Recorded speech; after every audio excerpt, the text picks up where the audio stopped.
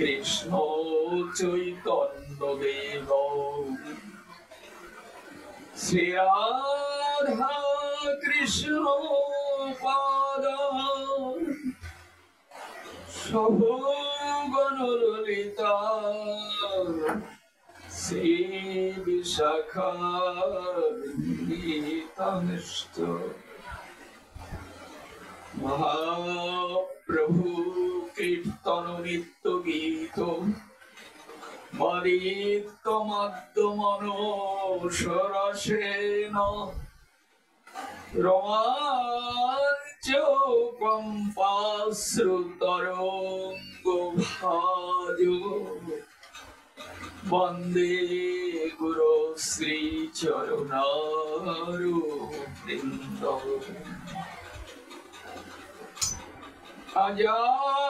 আজানুলম্বিত ভুজৌ কনক অবদাতু সংকীর্তনৈ কবিতর কমলায়ুধাক্ষু বিশ্বম্ভরো দ্বিজবরো যুগধর্ম কালো বন্দে জগৎ প্রিয় করো করুণাবতারো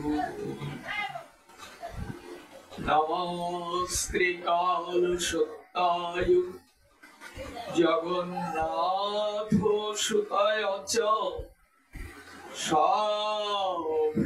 সভৃত্তায় সপুত্রায় সকলোত্রায় তে নমঃ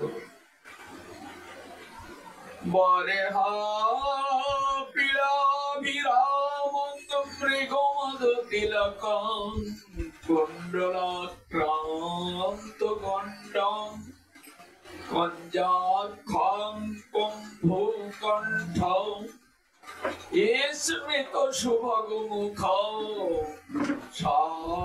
সাদরেণ স্ফুমেরো শ্যামং শান্তং ত্রিভঙ্গং রবিকর বসনং ভূষিতং বৈজয়ন্তং বন্দে বৃন্দাবনস্থং যুবতী শতবৃতং ব্রহ্ম গোপালো কেশং নমো নলিন নেত্রায় বিনোবাদ্য বিনোদিনী রাধা ধর সুধা পানু শালিনী বনমালিনী তপ্ত কাঞ্চন গৌরাঙ্গী রাধে বৃন্দাবনেশ্বরী বিশ্বভানুসুতে দেবী ত্বাং নমামি হরি বৃন্দায়ৈ তুলসী দেব্যৈ প্রিয়ায়ৈ কেশবস্য কৃষ্ণ ভক্তি প্রদে দেবী সত্য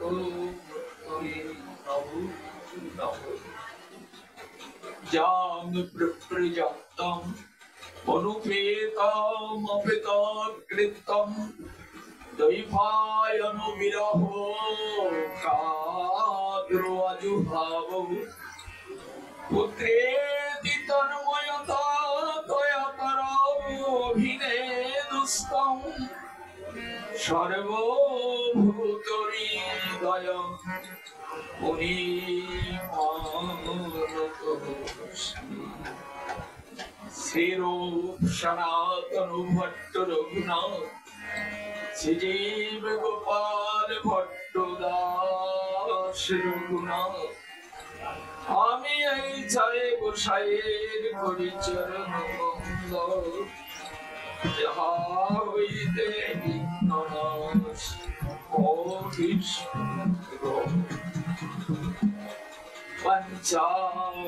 পঞ্চাকল্পতরুভ্যশ্চ কৃপা সিন্ধু ভৈব চ উদিতানাং পাবনেভ্যো বৈষ্ণবেভ্যো নমো নমঃ।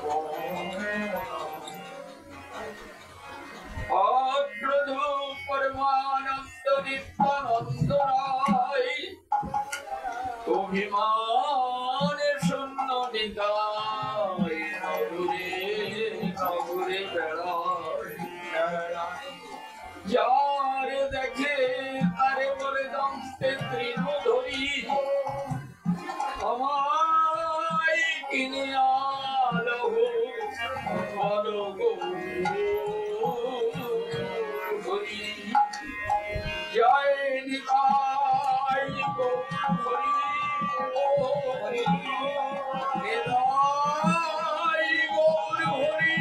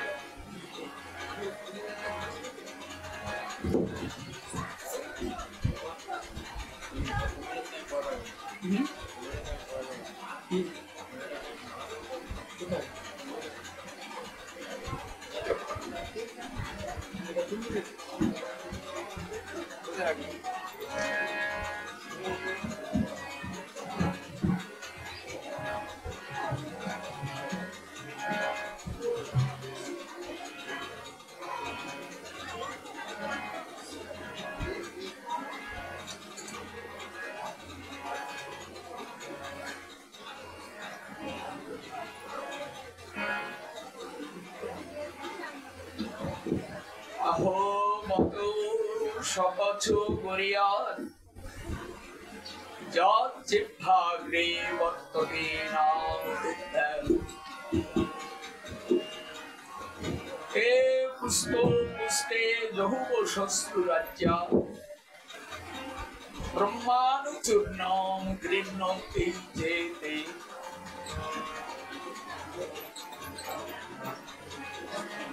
আজ আমরা শ্রীপাদ নিতাই চাঁদ কোটি প্রাণ প্রিয় অবতার শ্রীকৃষ্ণ চৈতন্য মহাপ্রভুর অপার করুণায় আজ আমরা এই শুভক্ষণে, এটার নাম গৌরবাড়ি না, আমরা এই শুভক্ষণে আমরা এই গৌরবাড়িতে এসে আমরা সমবেত হয়েছি। নামটা দেখে আমার খুবই ভালো লাগলো, এটা গৌরবাড়ি। এই জন্য আজকে আমি মনে করলাম যে আজকে শ্রী গৌর সুন্দরের সম্পর্কে আমরা কিছু কথা অমৃত তার বাড়িতে এসেছি, এই জন্য তার কথা কিঞ্চিৎ আস্বাদনে আমরা এখন প্রবৃত্ত হব। আপনারা কৃপা করে এখানে যারা এসেছেন তারা মনে করবেন যেটা কিন্তু আপনি বিয়ে বাড়িতে আসেননি বা অন্য কোনো বাড়িতে আসেননি যেখানে বাইরের আনন্দ আহ্লাদে ধরে থাকে। আর মহাপ্রভুর কথা তো শুনেছেন, আমার গৌর সুন্দর কারুর আড়ম্বর প্রিয়তা দিয়ে তাকে এখান থেকে উদ্ধার করে নিতে আসেননি। তিনি কেন এসেছেন, তিনি কোথা থেকে এসেছেন, আর আমরাই বা তার কথা বা তার সম্পর্কে শুনবার জন্য এত টাকা পয়সা খরচা করে যারা অনুষ্ঠান করছেন তাদের জীবন ধন্য, তাদের অর্থের সার্থকতা। তো আজকে কিছুক্ষণ সময়ের জন্য জানবেন এখানে যারা এসেছেন তারা বাজে আলাপ করতে আসেননি, তারা আত্মার কল্যাণের জন্য এখানে এসেছেন। মহাপ্রভু প্রতিটি জীবের কল্যাণের জন্য তিনি গোলক থেকে ভুলোকে নেমে এসেছেন। শোনো, আগে প্রথমে মহাপ্রভু কোথা থেকে এসেছে জিনিসটা আগে শোনো। এটা গৌর বাড়ি, তো গৌর এসে এখানে একটা বাড়ি করলো। তিনি এলেন কোথার থেকে? ব্রহ্মাণ্ড পুরাণের একটা শ্লোক আগে আপনাদের সামনে আমি তুলে ধরছি। গোলকঞ্চ পরিত্যাজ্য লোকানাং ত্রাণকারণাং করৌ গৌরাঙ্গ রূপেণ লীলালাবণ্য বিগ্রহ। সংস্কৃত সবাই বোঝেন না, আমি মানে করে দিচ্ছি, বাংলা অনুবাদ করলে সবাই বুঝতে পারবে। অতএব আপনারা একটু কৃপা করে এই সময় আড়ম্বরটা পরিত্যাগ করে বাইরের দিকটা বন্ধ করে আপনার ভেতরে যে আত্মা আছেন সেই আত্মার কল্যাণের জন্য আপনি কিন্তু এই সময়টুকু ব্যয় করলে আপনার অবশ্যই কল্যাণ হবে, এটা সুনিশ্চিত। তো কিছুক্ষণ বসে একটু শুনুন। গোলকঞ্চ পরিত্যাজ্য লোকানাং ত্রাণকারণাং। একটা অবতার এই কলিযুগে নেমে এসেছে গোলক ধাম থেকে, গোলকঞ্চ পরিত্যাজ্য। তিনি নামলেন কেন, কিসের জন্য তিনি নেমেছেন? লোকানাং ত্রাণকারণাং, সমস্ত লোককে পরিত্রাণ করবেন এই মানুষে তিনি গোলক থেকে ভুলোকে নেমে এসেছেন। তিনি এবার রূপটা কিরকম নিয়েছেন বললেন, যেমন নামটি গৌরাঙ্গ তেমনি তার অঙ্গের কান্তিও গৌর বর্ণ। গৌর একটা বর্ণ, সেই গৌর বর্ণ ধারণ করে তিনি গৌরাঙ্গ নাম ধারণ করে তিনি জগতের রূপে নেমে এসেছেন। হ্যাঁ, কবে নেমে এসেছেন? অন্য কোনো যুগে নয়, সত্য যুগে নয়, ত্রেতা যুগে নয়, দ্বাপর যুগে নয়, এই কলি যুগে তিনি নেমে এসেছেন। করৌ গৌরাঙ্গ রূপেণ লীলালাবণ্য বিগ্রহ। তিনি এই গৌর সুন্দর রূপে তিনি একটা সুন্দর লীলা মাধুরীমা প্রকাশ করে আমাদের কল্যাণ করবার জন্য তিনি গোলক থেকে ভূলোকে নেমে এসেছেন। হ্যাঁ, দেখুন, একটা পুরাণ পড়লে তো সবকিছু বোঝা যায় না। বামন পুরাণে বর্ণিত আছে, কলি ঘোর তমশ্চান্নান সর্ব অনাচার বর্জিতান সচি গর্ভে চ শম্ভু তার ঈশ্বরী নারদ। নারদকে বলছেন ভগবান। হ্যাঁ, নারদ মানে কলির জীব, নারদ উদ্ধার করতে পারছে না। অন্যান্য যুগে নারদ সত্য ত্রেতা দাপর যুগে নারায়ণ ভগবানের নাম প্রচার করে জীব এত সরল শুদ্ধ পবিত্র ছিল, তাদেরকে সে উদ্ধার করে ভগবান ধামে পৌঁছে দিয়েছে। হ্যাঁ, কিন্তু কলি যুগে কেউ ভগবানের কাছে যেতে চায় না। তখন ঋষিপাদ নারদ, বৃহৎ নারদীয় পুরাণে এটি আছে ঘটনাটি। নারদ ভগবানের কাছে গেলেন। নারদকে ভগবান বললেন, ঋষিপাদ, এ কলি যুগে কি তুমি যে কাজ করতে অন্যান্য যুগে এটা কি বন্ধ করে দিয়েছ? ঋষিপাদ নারদ বললেন, না তো প্রভু, আমি তো সর্বত্র হরিনাম প্রচার করছি। বললেন, তো কেউ তো আমার কাছে আসে না। তখন ঋষিপাদ নারদ বললেন, প্রভু, এ কলির জীবের যে মানসিক অবস্থা এটা একেবারেই কঠিন এবং জটিল।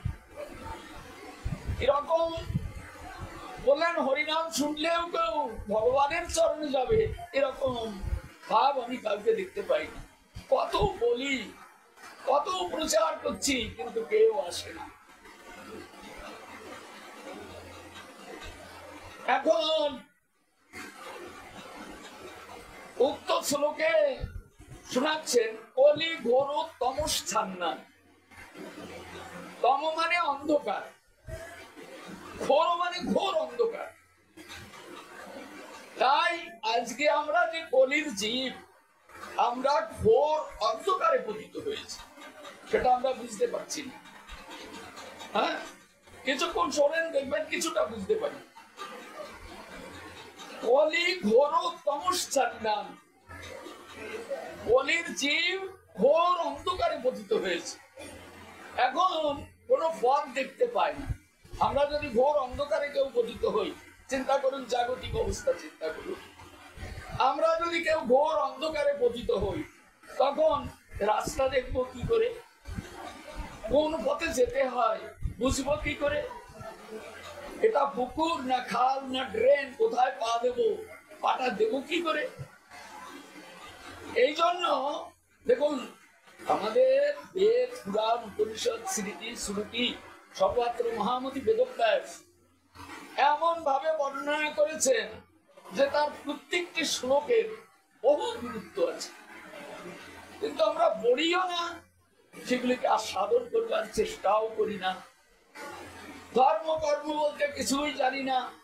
ঠাকুর মাঝুলির দুটি গল্প আওড়াই আর বলবো ভগবান বলে কিছু নেই। এটাই কলির প্রভাব, ভগবান বলে কিছু নেই। হ্যাঁ, এখন দেখুন, কলি ঘোর তমশ্চান্নান সর্ব অনাচার বর্জিতা। বিশ্ববাদ নারদের দুঃখ দেখে বললেন কেউ আসতে চাইছে, সব ঘোর অন্ধকারে পড়ে আছে, দুঃখ পাচ্ছে, তবু ভগবানের নাম করে। আমি আনবো কি করে? তখন ভগবান ঋষিপাদকে বলছেন, ঋষিপাদ তুমি দুঃখ করো। কলি যখন ঘোর অন্ধকার দিয়ে জগতের জীবকে একেবারেই মোহগ্রস্ত করবে, একেবারে অন্ধকারে নিমজ্জিত করে দেবে, তখন আমি জগতের বুকে গিয়ে প্রকাশিত হয়ে কলির সমস্ত অন্ধকারকে বিনাশ করে, হ্যাঁ, সর্ব অনাচার বর্জিতা, সমস্ত অন্ধকারকে বিনাশ করে আমি সবাইকে আমি আমার নিত্য আনন্দময় ধামে নিয়ে আসবো। আমি সচি গর্ব সিদ্ধ মাঝে গিয়ে অবতীর্ণ হব। দেখুন, এক একটা শ্লোকের মধ্য দিয়ে আমরা বুঝতে পারি কিনা। হ্যাঁ, বায়ু পুরাণ বলছেন, কলৌ সংকীর্তন আরম্ভে ভবিষ্যামি শচি সুখ স্বপ্নদ্যুতি সমাজস্থায় নবদ্বীপে চলাচ্ছল। ঋষিপাদ নারদ বলছেন, তাহলে প্রভু আপনি কোথায় যাবেন? আপনি যে যাবেন কলির জীবের দুয়ারে অন্ধকার বিনাশ করতে, আপনি যাবেন কোথায়? হ্যাঁ, তো বলছেন আমি যাব কলৌ সংকীর্তন আরম্ভে, আমি কলিযুগে সংকীর্তন ধর্ম পরিবর্তন করি। এই কলিযুগে শুনুন, আরে বলবো কাকে? সবাই তো আমরা হিন্দু, আর আমরা সবাই বলি আমরা সনাতন ধর্মের মানুষ। এখন তো নাম হয়ে গেছে সনাতন, আমরা সব সনাতন। কিন্তু তো আপনার ধর্ম আর আমার ধর্ম তো এক নয়, আমরা সবাই সনাতন। আপনার এক গুরুদেব, আমার আর এক গুরুদেব, সে গুরুদেব একরকম কথা বলে, আমার গুরুদেব আর একরকম কথা বলে। এরকম ঘরে ঘরে কলির প্রভাবে একেবারে বিচ্ছেদ সৃষ্টি হয়েছে। এটাকে কে সামঞ্জস্যপূর্ণ ভাবে আমাদের প্রত্যেকের সঙ্গে প্রত্যেকের মিলন ঘটিয়ে দেবে? কে আছে এমন দয়াল? হ্যাঁ, আমি চলি এক পথে, আমার ছেলে চলে আর এক পথে। আমি চলি এক পথে, আমার ভাই চলে আর এক পথে। আমি চলি এক পথে, আমার স্ত্রী চলে আর এক পথে। হয়তো কারোর স্ত্রী চলে এক পথে, তার স্বামী চলে আর এক পথে। আমি যাদের সঙ্গে মিলেমিশে ভেবেছিলাম আনন্দে থাকবো, তারা প্রত্যেকে একটা স্বতন্ত্র পথ বেছে নিয়ে যার যার পথে শেষে চলে। আর কথা বলতে গেলে প্রত্যেক কথায় গন্ডগোল, ঝগড়া ঝাঁটি। এই তো কলিযুগ। দেখুন, প্রমাণ করে দেখুন সর্বত্র। এই জন্য কলৌ সংকীর্তন আরম্ভে মহাপ্রভু নিজে বলছেন, ঋষিপাদ তুমি চিন্তা করো না, কলিযুগে একটা ধর্ম আমি স্থাপন করবো জগতের বুকে, সেটার নাম হলো সংকীর্তন ধর্ম। চৈতন্য ভাগবত পড়ুন, সেখানে দেখবেন বৃন্দাবন দাস ঠাকুর লিখছেন, কলিযুগে ধর্ম হয় নাম সংকীর্তন। এতদর্থে অবতীর্ণ শ্রী সচিব। আজকে কলিযুগে ধর্ম হলো হরিনাম সংকীর্তন। এই ধর্মটাকে প্রবর্তন করবার জন্য সচিনন্দন গৌর হরিয়ার গোলক থেকে বুলকে নেমে এসেছে।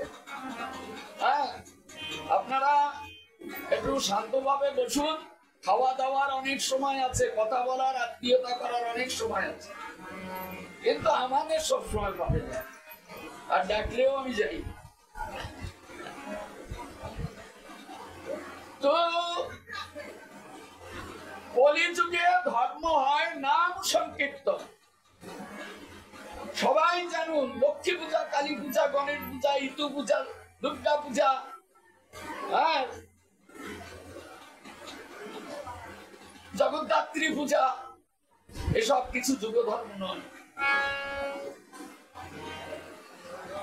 আপনার শুনলে খারাপ লাগবে, আমি তো করি, আমার ছেলেরা করে, আমার বাবা করে গেছে, আমার ঠাকুর দাদা করে গেছে, কিন্তু জানবেন এসব কিছু যুগ ধর্ম নয়। এসব শুধু আড়ম্বর, আপনার অর্থ ব্যয় আর তাদের আত্মার নিকৃষ্টতা, মানে নিম্নগামী হওয়ার পর। এর দ্বারা কেউ উঠবে না। এই যে 33 কোটি দেবতা পূজা পার্বণ ইত্যাদি যাই করুন না কেন, কোন দেবতায় জগৎ সংসার থেকে কাউকে পরিত্রাণ ঘটাতে পারবে না। কোন দেবতার ক্ষমতা নেই। এই জন্য কেউ যদি বলেন পুরাণে তো এরকম আছে, বিধান আছে, দেব দেবতার পূজা পদ্ধতি আছে, পুরাণ লিখেছে কে? মহামতি বেদব্যাস। সেই মহামতি বেদব্যাস আজকে যখন মহাপ্রভু গোলক থেকে ভূলোকে নেমে এলেন, তখন বেদব্যাসের নূতন করে মহাপ্রভুর এই অভিনব লীলা দর্শন করবার জন্য তার ব্যাকুলতা জাগলো। তখন তিনি ক্রন্দন করতে লাগলেন। তখন মহামতি বেদব্যাস এই শ্রীবাস পণ্ডিতের ভাইজি, তার নাম নারায়ণী, নারায়ণীর গর্ভে বেদব্যাসের জন্ম দিলেন মহাপ্রভু। তার করুণায় বেদব্যাস বৃন্দাবন দাস ঠাকুর রূপে জগতের মুখে নেমে এসে চৈতন্য ভাগবত রচনা করতে আরম্ভ করলেন শ্রীপাদ নিতাই চাঁদের করুণায়। এই যে চৈতন্য ভাগবত রচনা করেছেন, সেখানে তিনি পরিষ্কার উল্লেখ করেছেন, হ্যাঁ, যে কলিযুগে ধর্ম হয় নাম সংকীর্তন, এতদর্থে অবতীর্ণ শ্রী সচিনন্দন। এই জন্য এবার মহাপ্রভু এসেছে এই নাম সংকীর্তন ধর্ম কলিতে প্রচার করবার জন্য। হ্যাঁ, আর এই কথাও তিনি লিখেছেন, একলা ঈশ্বর কৃষ্ণ আর সব বৃত্ত। মানে একলা ঈশ্বর হলেন কৃষ্ণ, আর যত অবতার আছে সব তার বৃত্ত। যারই প্রভু জয়ছে না চায়, সে দইছে করে নৃত্য। এই কথা সবার এই কথাই লিখছেন চৈতন্য বৃন্দাবন দাস ঠাকুর, এই কথাই লিখছে। তাহলে একলা আমাদের সনাতন ধর্মের ঈশ্বর হল কৃষ্ণ। আমরা 33 কোটি দেবতার নাম শুনেছি, ভগবানের বহু অবতারের কথা শুনেছি। যুগে যুগে ভগবানের অবতার নেমে আসে। সত্য যুগে নারায়ণ, ত্রেতায় রামচন্দ্র, তারপরে কৃষ্ণ, কলিতে গৌরাঙ্গ। জগতের ভারসাম্যকে রক্ষা করবার জন্য বরাহ, কুর্ম, নৃসিংহ, বামন, মৎস্য, বিষ্ণু আদি কত দেবতাই সনাতন ধর্মের বিভিন্ন দিকে ছড়িয়ে ছিটিয়ে আছে, কত অবতার ভগবান। কিন্তু আপনারা সবাই জানবেন, এত কথা বলে বোঝানোর সময় তো আজকে 1 ঘন্টায় বা 3 ঘন্টায় এসব জগতের কথা বোঝানো যায় না। এসব শুনতে গেলে, আস্বাদন করতে লাগলে সময় লাগে। হয়তো আজকে 2 ঘন্টা বলা হলো, কালকের পরের দিন 2 ঘন্টা বলা হলো।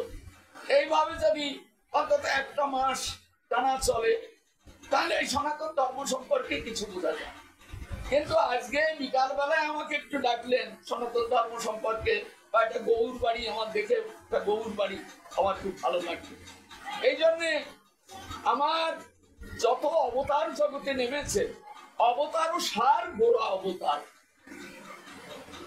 জগতে এতদিন ধরে যত অবতার নেমেছে, এতদিন, তার মধ্যে সব থেকে শ্রেষ্ঠ অবতার এই গৌর অবতার। কেন শ্রেষ্ঠ সেটা আমরা একটু বোঝানোর চেষ্টা করব। আপনারা যদি ধৈর্য ধরে কৃপা করে শুনেন, তবে আমরা চেষ্টা করবো না কেন, চেষ্টা তো করবোই। হ্যাঁ, তা শুনুন, শচী গর্ভ, হ্যাঁ, ঋষিপাদ নারদকে বলছেন, মহাপ্রভু ঋষিপাদ নারদ বলছেন, প্রভু তাহলে আপনি কোথায় যাবেন, কোথায় কি আপনি অবতীর্ণ হবেন, আমি যদি আপনার সাথে দেখা না পাই? হ্যাঁ, তাই বলছেন কলি ঘোর তমস্থান না। কলি যখন সমস্ত জীবকে তমাশায় ডুবিয়ে দেবে, তমাশা মানে কিন্তু অন্ধকার, আমি বলছিলাম অন্ধকারে পা ফেললে তো চলার পথ পাওয়া যায় না, গাদ্দায় কোদ্দায় পড়ে যেতে হবে। তো কলি কি করবে? সমস্ত জীবের মধ্যে অন্ধকার প্রবেশ করিয়ে দেবে। আমাদের চিত্তের মধ্যে কত অন্ধকার একবার দেখেছেন? ভগবানকে এর মধ্যে নেওয়া বড় কঠিন। একবার ভালো করে বিচার করে দেখুন, এর মধ্যে শুধু আসে কামনা, বাসনা, লোভ, লালসা, ভোগ, বিলাসিতা ইত্যাদি ইত্যাদি অন্ধকারে হৃদয়টা ভরা। অন্ধকারে হৃদয়টা ভরা, আমাদের ভেতরে ঘোর অন্ধকারে ভরা। আপনি ভজন সাধনে বসবেন, কলির এমন বাতাস বইছে আপনাকে ভজন সাধন করতে দেবে না। মনের মধ্যে কামনা বাসনা জাগবে, লোভ লালসা জাগবে, ভোগ বিলাসিতা জাগবে, আপনি চিত্তকে স্থির করতে পারবেন। এ কথা সব ঋষিপাদ নারদ মহাপ্রভুকে বলেছিলেন। কি কিভাবে তিনি চেষ্টা করছেন, তার ফলে জীবের দশাটা কি, মহাপ্রভু সব শুনে টুনে বলছেন কলি ঘোর তমস্থান না। কলি যখন ঘোর অন্ধকারে জগৎকে ডুবিয়ে দেবে, তখন আমি জগতের বুকে গিয়ে আবির্ভূত হব। আবির্ভূত হয়ে তুমি কি করবে? সর্ব অনাচার বর্জিতা। কলির জীবের যত অনাচার ভেতরে আছে, ওই অনাচারকে আমি বিনাশ করে দেব। প্রভু আপনি কোথায় তাহলে আসবেন, কোন জায়গা? বলেন শচী গর্ভে শম্ভ তার নারদ। হে নারদ, আমি শ্রীধাম নবদ্বীপে শচী গর্ভ সিন্ধু মাঝে গিয়ে উদয় হব। হ্যাঁ, আরো বহু বহু পুরাণের বহু বহু শ্লোক আছে, যে শ্লোকটা বলি আস্বাদন করলে মহাপ্রভু যে কলিতে ভগবান রূপে এসে আমাদিগকে করুণা করতে এসেছেন, সেগুলি সহজেই বোঝা যায়। এইবার দেখুন, আজ থেকে এই কলিযুগ এসেছে, আজ থেকে, হ্যাঁ, 5000 বৎসর পূর্বে কলিযুগ এসে প্রবেশ করেছে। যুগ তো ঘুরছে, যুগ ঘুরছে না?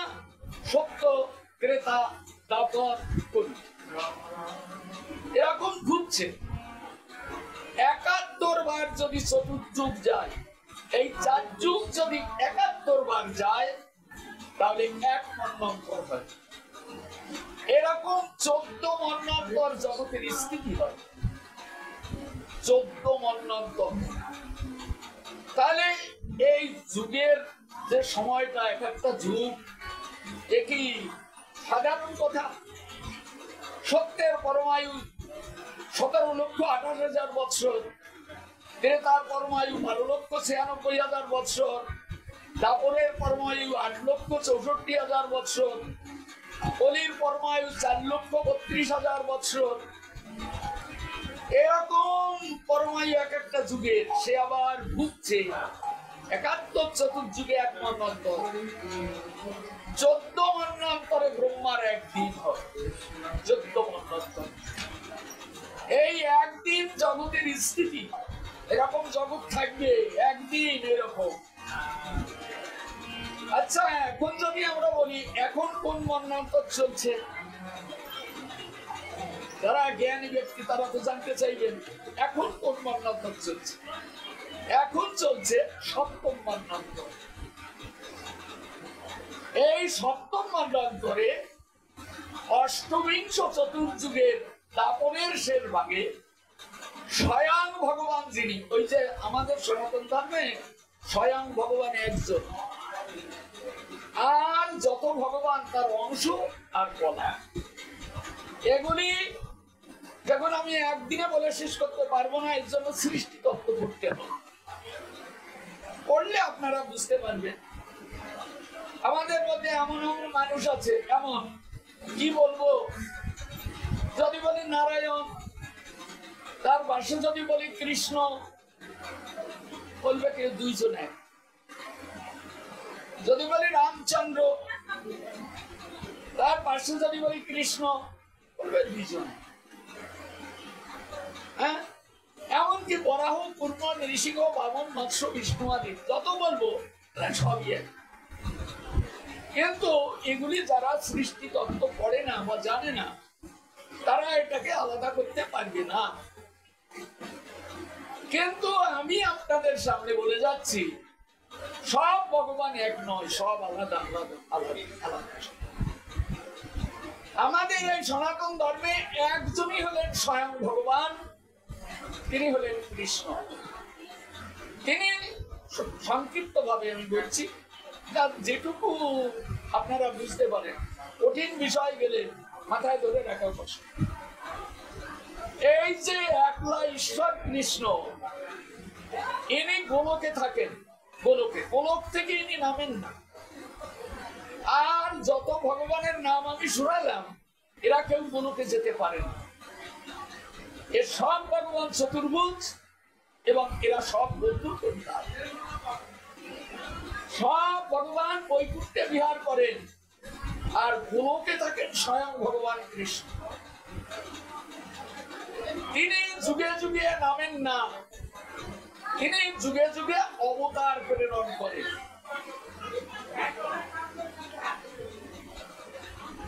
এই যে যুগে যুগে তিনি অবতার প্রেরণ করেন, এই অবতার হলো সত্যনারায়ণ, ত্রেতায় রামচন্দ্র, তারপরে কৃষ্ণ, কলিতে গৌরাঙ্গ।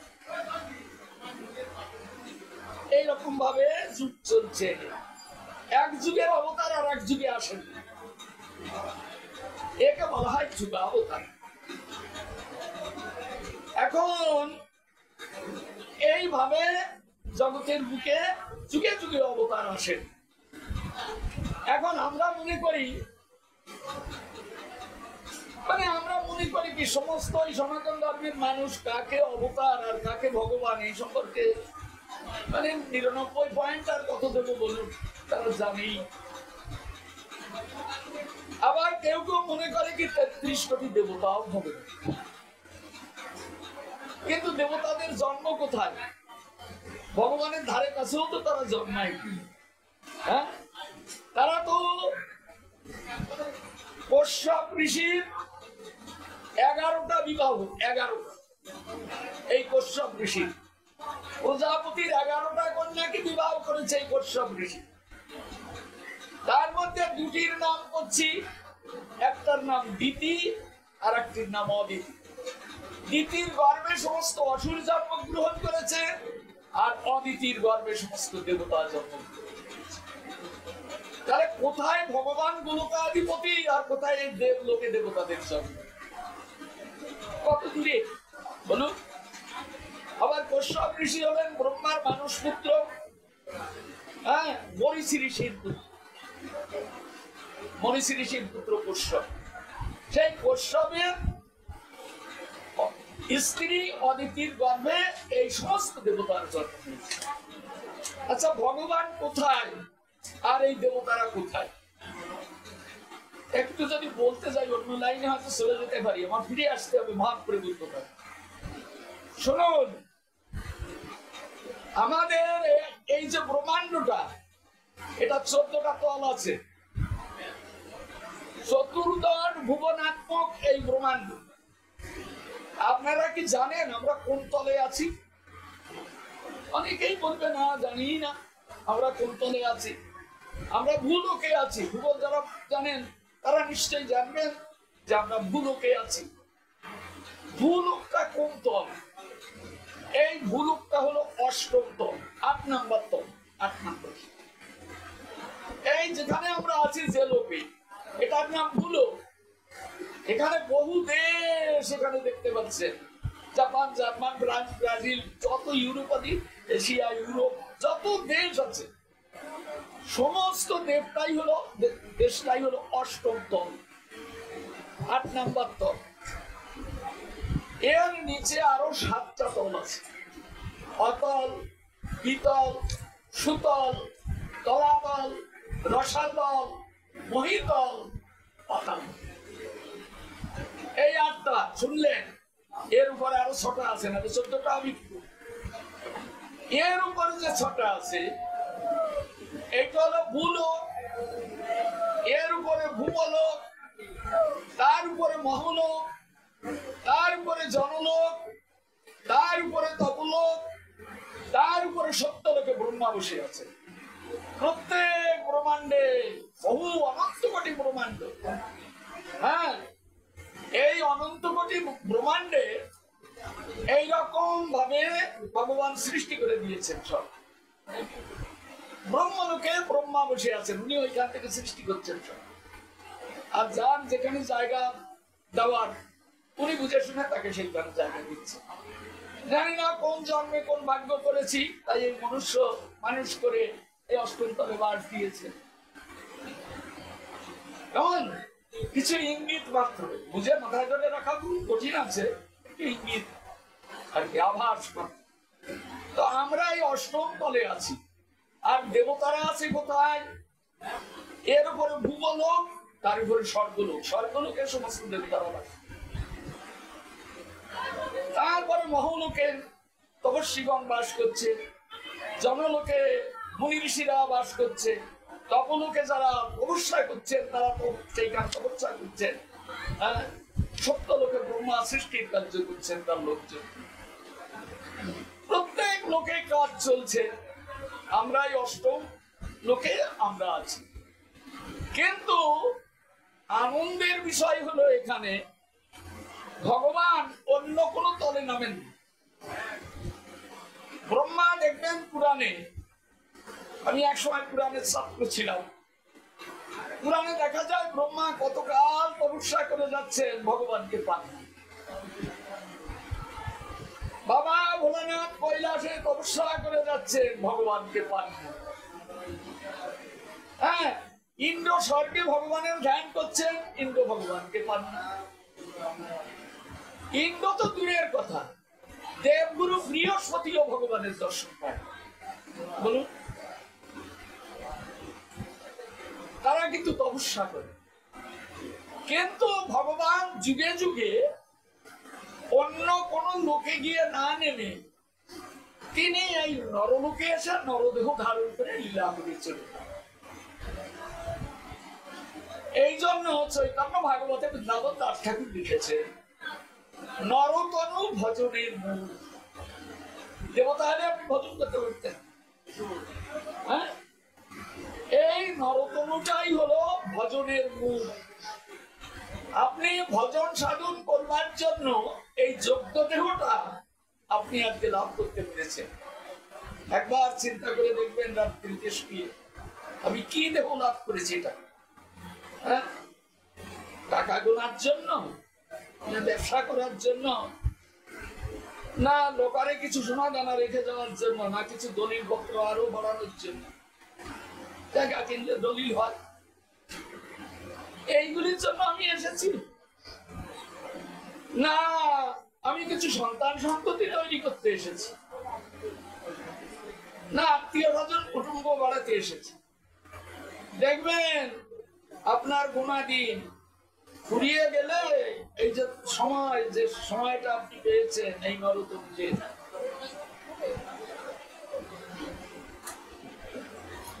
এই নরতমীতে যে সময়টা পেয়েছেন, এই সময় দলিল গোছানোর সময় নয়, এই সময়টা গাড়ি কেনার সময় নয়, সময়টা ব্যবসা করার সময় নয়, এই সময়টা পুত্র পরিজন তৈরি করার সময় নয়।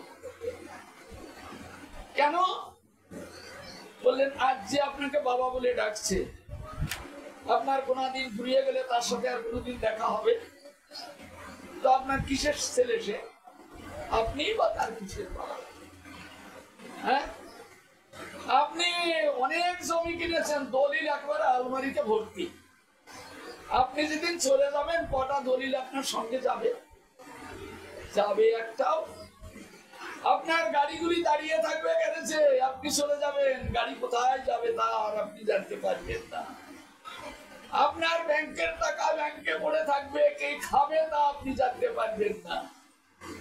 হ্যাঁ, আপনার যারা পুত্র পরিজন বন্ধু বান্ধব একটু সময়ও দেবে না যে আপনি একটি থাকলে এখানে অনেক কষ্ট করেছে, সব বুঝিয়েছে, হ্যাঁ, ইট মাথায় করে করে বইয়েছে, এত বড় বাড়ি করেছে, তা বলবে যে না আর রাখা যাবে না, এখন নিয়ে চলো, হরি হয়ে গেছে।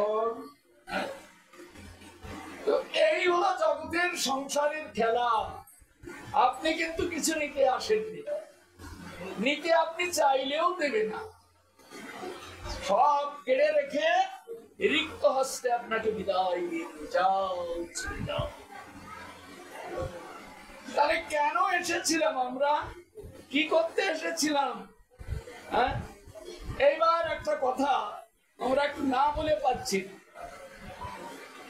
দেখুন, ব্রহ্মা, আমরা জানি ব্রহ্মা সৃষ্টিকর্তা, সব কথার দাম আছে, জানবে? ব্রহ্মা সৃষ্টিকর্তা, ব্রহ্মাকে সৃষ্টির কার্যে লাগালো কে? লাগিয়েছেন ভগবান। হ্যাঁ, কেন? ব্রহ্মা কোথার থেকে এসেছে আমরা কি জানি? সব আমরা তো সনাতন ধর্মের মানুষ, আমাদের দেবতা, আমাদের অবতার, অথচ তাদের খোঁজ খবর আমরা রাখি। কে কোথার থেকে এসেছে তার কোনো খোঁজ খবর আমরা রাখি। হ্যাঁ, তো দেখুন, ব্রহ্মা তো গর্ভোৎসাহী বিষ্ণুর নাভি কমল থেকে একটা পদ্ম বেরোলো, সে পদ্মের উচ্চারণ পূরণ করলো। কোথায় জন্মেছে নিজে খোঁজ করেছে, খুঁজে পাইনি, 60,000 বছর ধরে খুঁজে পাই। এমন ভগবানের এই সৃষ্টির রহস্য। হ্যাঁ, এই জন্য আমাদের সনাতন ধর্মে বহু বেদ, পুরাণ, উপনিষদ, স্মৃতি, স্মৃতি ইত্যাদিতে পড়া, বেদব্যাস অজস্র লিখেছে। কিন্তু লিখলে কি হয়? সে জ্ঞানটা নেবে। কলির জীব তো পড়বার জন্য 1 ঘন্টা সময় পায়, সে পড়বে কখন এটা? আর এইসব ভগবানের অসীম লীলা তত্ত্ব জানবে কখন? এই জন্য এই যে ভগবান, আমরা নরতরু লাভ করেছি, আর ভগবান এই যুগে যুগে তিনি নরতরুতে এসে আবির্ভূত হন। আর একটা সৌভাগ্যের কথা শুনুন, আমাদের এই যে সনাতন ধর্মে যত ভগবান আছে, পড়ে নেবেন, আমি আর কত বলবো, পড়ে নেবেন কত ভগবান আছে। এই ভগবানের কোন ভগবান Russia, America, Japan, German, France, Brazil যত দেশে যান না কেন, আপনি খোঁজ করলে জানতে পারবেন কোন ভগবান অন্য কোন দেশে আবির্ভূত হন। যুগে যুগে যে ভগবান আবির্ভূত হয়েছেন, তিনি এই যুগে যুগে ভারতবর্ষে অবতীর্ণ হয়েছেন। এই ভারতবর্ষ,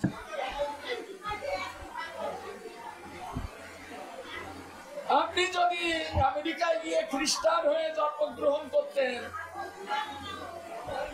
তাহলে এই ভারতবর্ষে যে ভগবান আবির্ভূত হন, বা ভারতবর্ষ যে ভগবানের ধর্মের কেন্দ্রবিন্দু, সেটা হয়তো আপনি অনুভবই করতে পারতেন।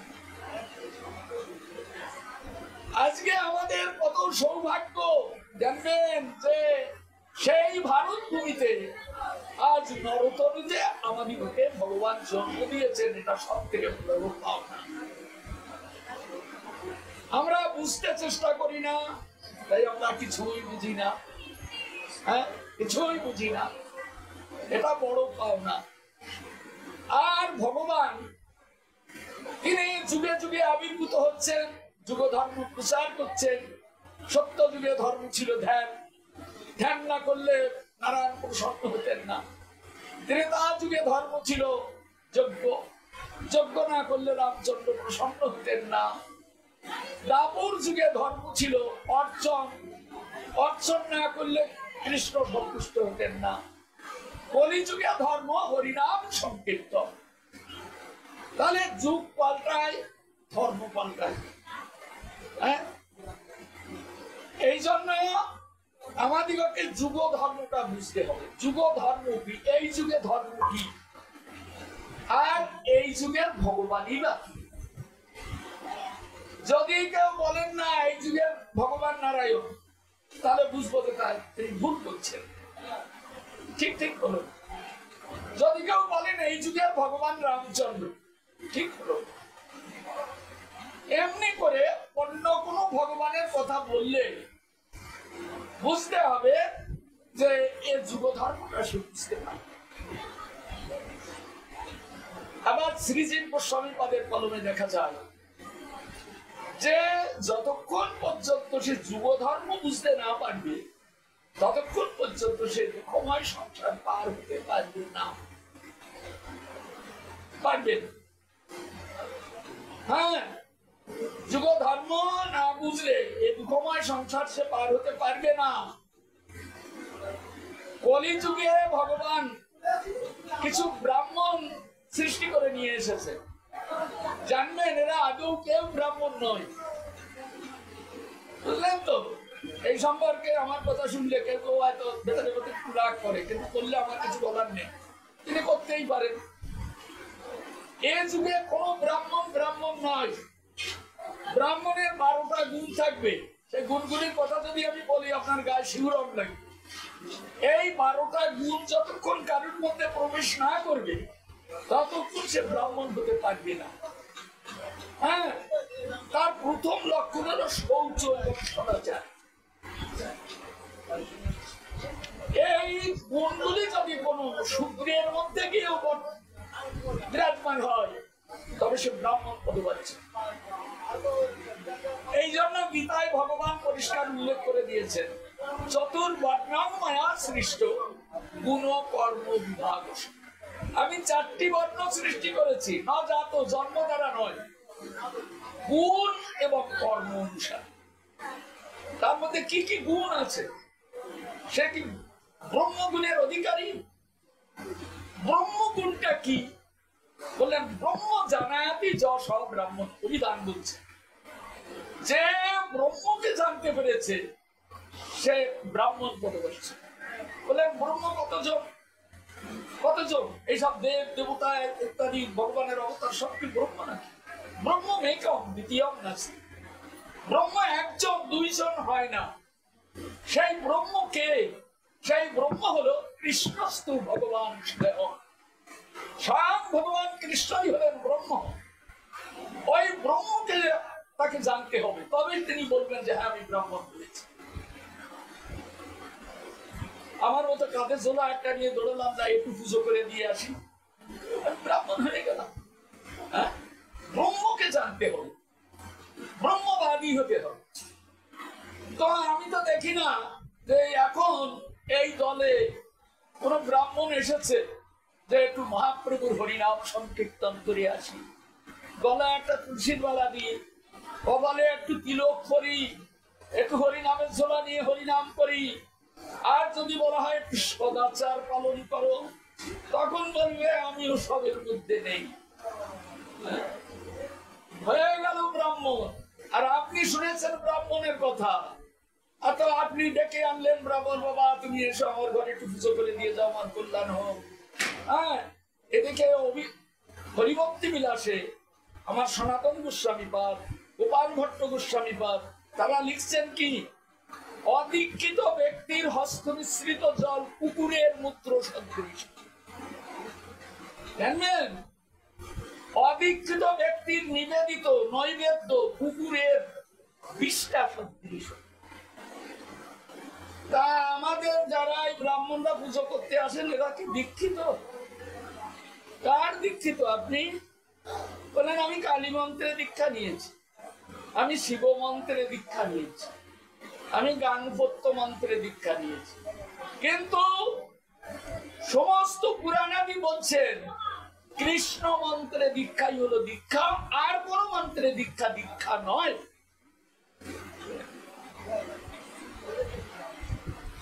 বুঝলেন? তাহলে আর আমি ভাঙ্গিয়ে বলতে যাব না। তাহলে আপনার পূজাটার প্রসাদটা কিরকম, খেয়েছেন কেমন? ভালো খেয়েছেন তো? আপনি আমাকে যাবেন না কেন? এই জন্য বুঝে শুনে পা বাড়াতে হবে। কলিযুগ দারুণ কঠিন যুগ, একটা কঠিন যুগ। এই যুগে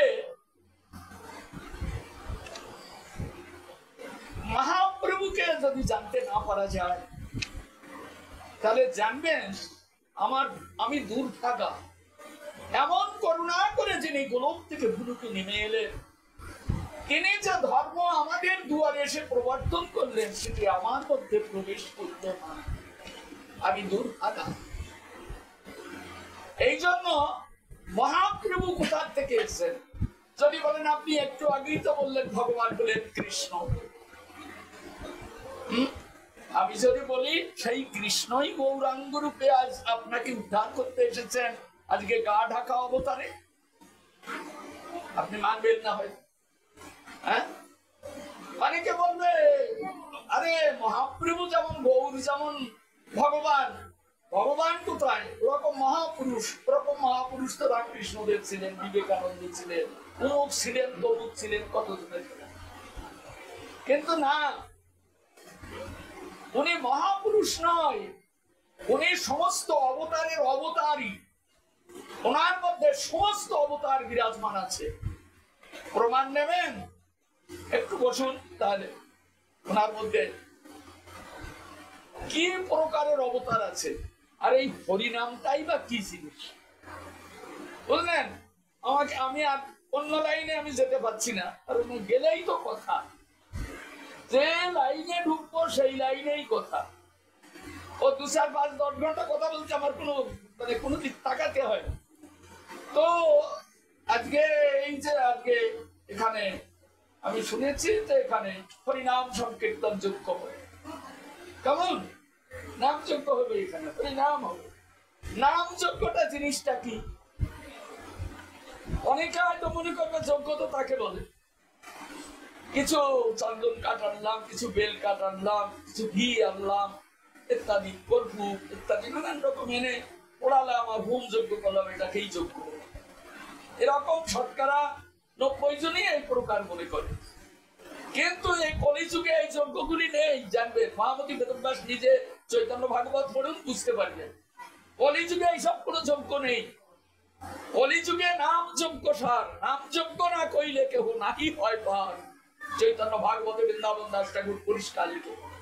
তিনি অন্যান্য যজ্ঞের কথা লিখেছেন, বেদ পুরাণ পরিষদ, এই যুগে তিনি লিখছেন কলিযুগে নাম যজ্ঞ সার, নাম যজ্ঞ না কইলে কেহ নাহি হয় পার। তাহলে যদি কেউ পারি না হতে পারে, তো পয়সা খরচা করে ওগুলো কিনতে যাবো কেন? আমাকে বললে তো আমি কিনবই না। আরে ভাই, যাতে কাজ হয় না তা আমি করতে যাবো, আমার বাজার কি কোনো দাম নেই? হ্যাঁ, তাহলে কলিযুগে ধর্মই হলো হরিনাম সংকীর্তন। এই হরিনাম সংকীর্তন যে ধর্ম, এটি আনলেন কে? আনলেন মহাপ্রভু, গৌরাঙ্গ সুন্দর। হ্যাঁ, আমি একটু আগে বললাম কৃষ্ণ হলেন ভগবান। আর একটু শুনুন, তাহলে ঠিক। কিন্তু মনে রাখা বড় কঠিন, তো এই জন্য বলতে ইচ্ছা হয় না। কতটুকু কে মনে রাখবে? আমি তো বলে গেলাম, সারা রাত ধরে বকবক করে গেলাম, কিন্তু মনে রাখবে কে? কৃষ্ণ থাকেন গোলকে, আর সমস্ত অবতার থাকেন বৈকুণ্ঠে। হ্যাঁ, এই যে অবতারেরা জন্মেছেন কোথার থেকে জানেন? আমি অল্প একটুর মতো দিয়ে আমি বলে যাচ্ছি, যদি ঠিকানা নিতে পারেন নিয়ে রাখবেন। বৃন্দাবন দাস ঠাকুর, যিনি মহামতি বেদব্যাস, তিনি কলিযুগে বৃন্দাবন দাস ঠাকুর। তিনি অন্য যুগের সংস্কৃতে লিখেছেন, আমাদের বুঝতে অসুবিধা হয়। এই যুগে বাংলায় লিখেছেন, আমাদের ভাগ্যাকাশে এই চৈতন্য ভাগবত বৃন্দাবন দাস ঠাকুরের রচনা করে আমাদের ভাগ্যকে সুপ্রসারিত করেছে। এর মতো ভাগ্য হয় না। তিনি বাংলায় লিখে দিচ্ছেন, ওই যে গোলকাধিপতি ভগবান গোলকে থাকেন, হ্যাঁ, তার থেকে একটা বিগ্রহ জগতে প্রকটিত হয়েছে। ভগবান তো একজন, তিনি হলেন কৃষ্ণ, গোলকাধিপতি কৃষ্ণ। তো তিনি লিখছেন কৃষ্ণের দ্বিতীয় বিগ্রহ বলরাম, ইহা বই আর কেহ নাই। দেখুন কোথার থেকে, ওই যে গোলকের যে কৃষ্ণ আছেন তার থেকে আরেকটা বিগ্রহ প্রকট হয়েছে। তার নাম কি?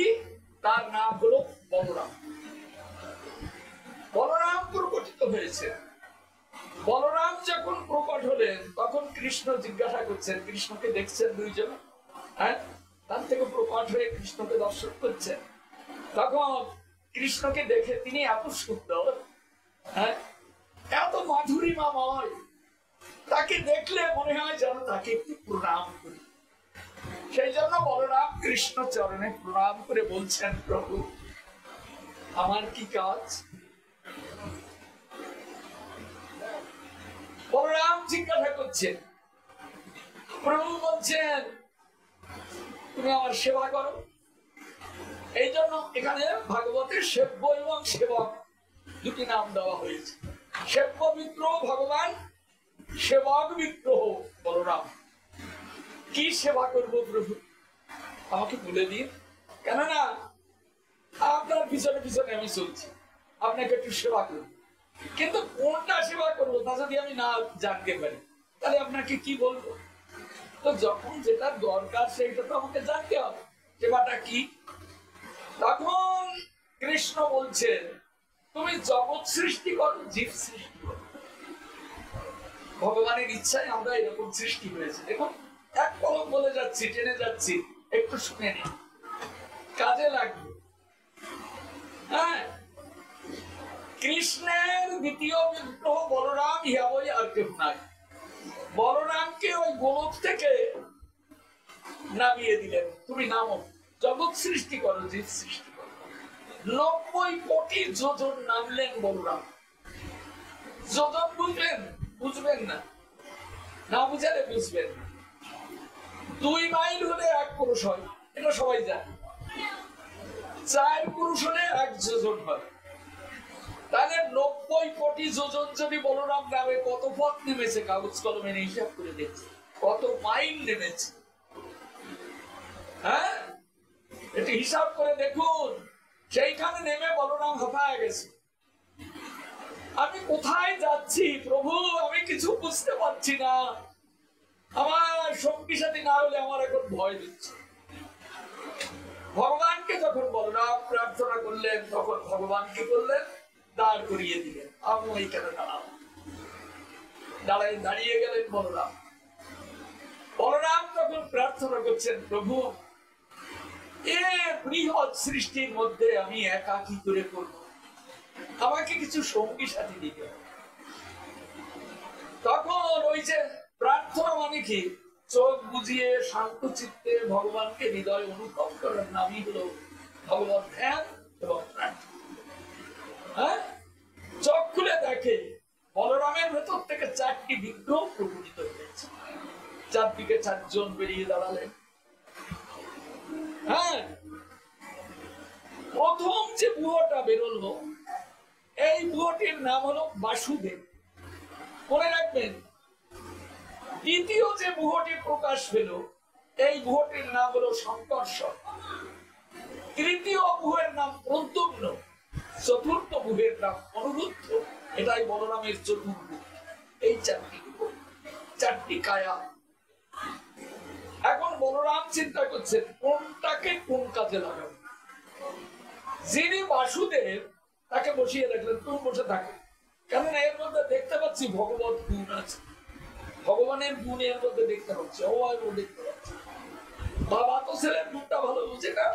হ্যাঁ, আমার ছেলে কোনটা কোন গুণের, 4টে ছেলে থাকলে বাবা ভালো বুঝতো, পাড়ার লোকের থেকে বাবা ভালো বুঝতো। শঙ্কর্ষণ যিনি, তাকে বললেন এর আকর্ষণী ক্ষমতা আছে, তাহলে একে আকর্ষণ করবার জন্য একে লাগিয়ে রাখতে। হ্যাঁ, প্রদ্যুম্ন যিনি, তাকে বললেন তুমি দাঁড়াও, এখন তোমার কোনো কাজ নেই। অনিরুদ্ধকে বললেন তুমি দাঁড়াও, এখন কোনো কাজ নেই। শঙ্কর্ষণকে নামিয়ে দিলেন। শঙ্কর্ষণ ওই বৈকুণ্ঠের পাদদেশে মহাসাগর বিরাজমান, এর নাম হলো কারুণার নবসায়ী সাগর। এই সাগরের তীরে গিয়ে দাঁড়ালেন শঙ্কর। চিন্তা করলেন আমি যদি জলের মধ্যে নেমে যাই তাহলে আমাকে জলে ভাসিয়ে নিয়ে চলে যাবে। এই জন্য শঙ্কর সুখদেব প্রার্থনা করছেন, হে প্রভু, আমি তো এখন এর মধ্যে নামতে গেলে তো আমাকে ধরে রাখবে কে? কারণ সাগরের মহাসাগরের স্রোত, অতএব আমাকে একটা সঙ্গী দিন। শঙ্কর সুখদেব চোখ খুলে দেখেন তার সামনে আর একজন দাঁড়িয়ে আছে। হ্যাঁ, এর নাম হলো কারুণার নবসায়ী বিষ্ণু। কারুণার নবসায়ী বিষ্ণু ওকে বললেন, সে বলছেন প্রভু আমার কি কাজ, আমাকে কেন আপনি আনলেন? বললেন তুমি এই সাগরের মধ্যে নামো। সাগরের মধ্যে নামিয়ে দিলেন। এর নাম হলো কারুণার নবসায়ী বিষ্ণু। কেন নামবো? বললেন সৃষ্টি করতে হবে। তার যেপারে ভগবান আছে এপারে সৃষ্টি হবে না, এপারে থাকবে ভগবানের পার্শ্বদ, ভগবানের অবতার। আর যারা ভজন সিদ্ধ হয়ে যারা আসতে পারবে তারা পারবে, আর সৃষ্টি হবে মায়ার মধ্যে। তখন ভগবান তার বহিরঙ্গা শক্তি মায়াকে কারুণার সাগরের ওপারে দাঁড় করেছে। কারুণার সাগরে নেমে কারুণার নবসায়ী বিষ্ণু ঈক্ষণ করলেন, দৃষ্টিপাত করলেন ওই মায়াতে। তখন মায়ার গর্ব হয়ে এক একটা ডিম করতে লাগলো সাগরের মধ্যে। আর ওই কারুণার নবসায়ী বিষ্ণু ডিমগুলিকে তুলে লোমকূপ করে ধারণ করতে লাগলো। আপনার গায়ে কতটা লোম আপনি ধুতে পারবেন? কোনদিন পারবেন না। এই জন্য ওই ডিমগুলি হলো এক একটা ব্রহ্মাণ্ড। ব্রহ্মাণ্ডগুলিকে কারুণার নবসায়ী বিষ্ণু লোমকূপ করে ধারণ করলেন। এখন তিনি ভগবানের কাছে প্রার্থনা করছেন, হে প্রভু, এত ব্রহ্মাণ্ড আমি ধারণ করে আছি, তাই এর মধ্যে সৃষ্টি করতে যাবো কি করে? ছেড়ে দিলে তো ভেসে যাবে। ভগবান তার প্রার্থনা শুনে দৈববাণীতে তাকে বললেন, কারুণার নবসায়ী বিষ্ণু, তোমার মধ্যে তুমি হলে বিষ্ণুর কারণ। তোমার মধ্যে বহু বিষ্ণু অবতার আছে, এক একটা করে বের করে এক এক ব্রহ্মাণ্ডের মধ্যে ঢুকান। এখন বিষ্ণু এক একটা করে ভিতর থেকে হাত দিচ্ছে, এক একটা করে বিষ্ণু মূর্তি বেরোচ্ছে, এক একটা করে বিষ্ণু এক একটা ব্রহ্মাণ্ডের মধ্যে ঢুকাচ্ছে, ওই ডিমের মধ্যে ঢুকাচ্ছে। ওটা ডিম, ব্রহ্মাণ্ড এক একটা ডিম ঢুকাচ্ছে। এই যেটাকে ঢুকাচ্ছে এর নাম হলো গর্বোৎসাহী বিষ্ণু। এর নাম হলো গর্বোৎসাহী বিষ্ণু। এই গর্বোৎসাহী বিষ্ণুর নাভি কমল থেকে একটা পদ্ম উত্থিত হলো। এই পদ্মের উপর জন্মগ্রহণ করলো ব্রহ্মা। যদি না শোনেন কে কোথা থেকে এসেছে তাও কোনোদিন বুঝতে পারবেন। বুঝলেন, হরি কথা একদিনের এক ঘন্টার কথা নয়। এটা অনেক বিরাট ব্যাপার, বিরাট সাবজেক্ট, অনেক ধ্যান ধারণা ধৈর্য ইত্যাদি রাখতে হবে। তো ব্রহ্মা সৃষ্টি হলেন, ব্রহ্মা খুঁজ করলেন আমি কোথা থেকে এলাম, খুঁজে খুঁজে কিছু না পেয়ে ওইখানে গিয়ে বসলেন। তখন ভগবানের ধ্যান করতে লাগলেন। করুণার বাতাসে ভগবান 4টি শ্লোক বাতাসে ভাসিয়ে দিলেন। এই জন্য চতুশ্লোকী ভাগবত আছে, এটা ব্রহ্মাকে ভগবান দিয়েছে। তাতে ব্রহ্মার জ্ঞান হলো এবং ব্রহ্মা জানলেন যে আমি সৃষ্টি করবার জন্য এসেছি।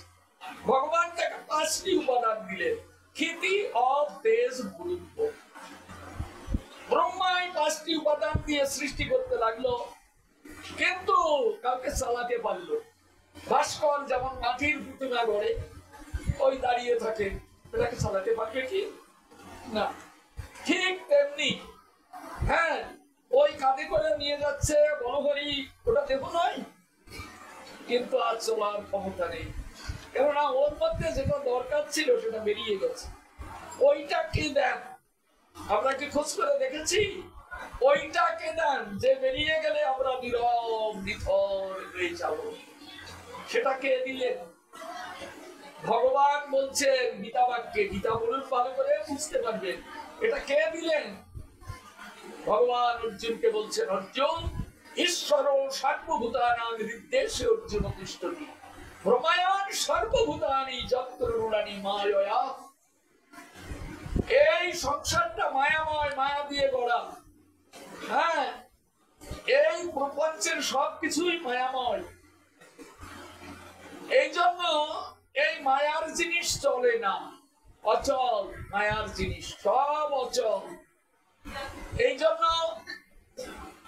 আমার জীবনের জন্য কোন মায়ার জিনিস আমার জন্য চলে না, চলবে না। পুত্র চলবে না, যত সম্বন্ধ আছে, ভাই বোন, বন্ধু বান্ধব, স্ত্রী পুত্র স্বামী পরিজন, কেউ এই আত্মার জন্য চলবে না।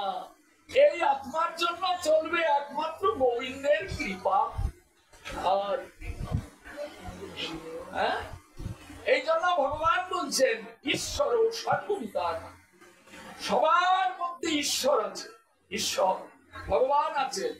এখন তাই বলে আপনি বলবেন, মশাই আপনি বসুন, আপনাকে একটু পূজা করবো, তাহলে আমার ভগবানের পূজা হয়ে যাবে। বললেন না, তা হবে। ঈশ্বরের কতটুকু আছে সেইটুকু আপনাকে জানতে হবে। আজকেও কি আধুনিক বিজ্ঞান কত চেষ্টা চালিয়ে যাচ্ছে, একটা আত্মাকে ধরতে পেরেছে কি? খবর নিয়ে দেখুন তো, পারেনি। একটা ধূলি কণা পর্যন্ত দূরবীক্ষণ যন্ত্রে দেখা যায়।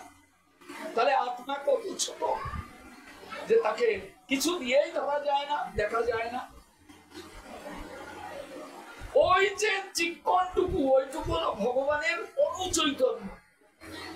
ওইটুকু আপনার মধ্যে আছে, আমার মধ্যে আছে বলে আমি কথা বলতে পারছি।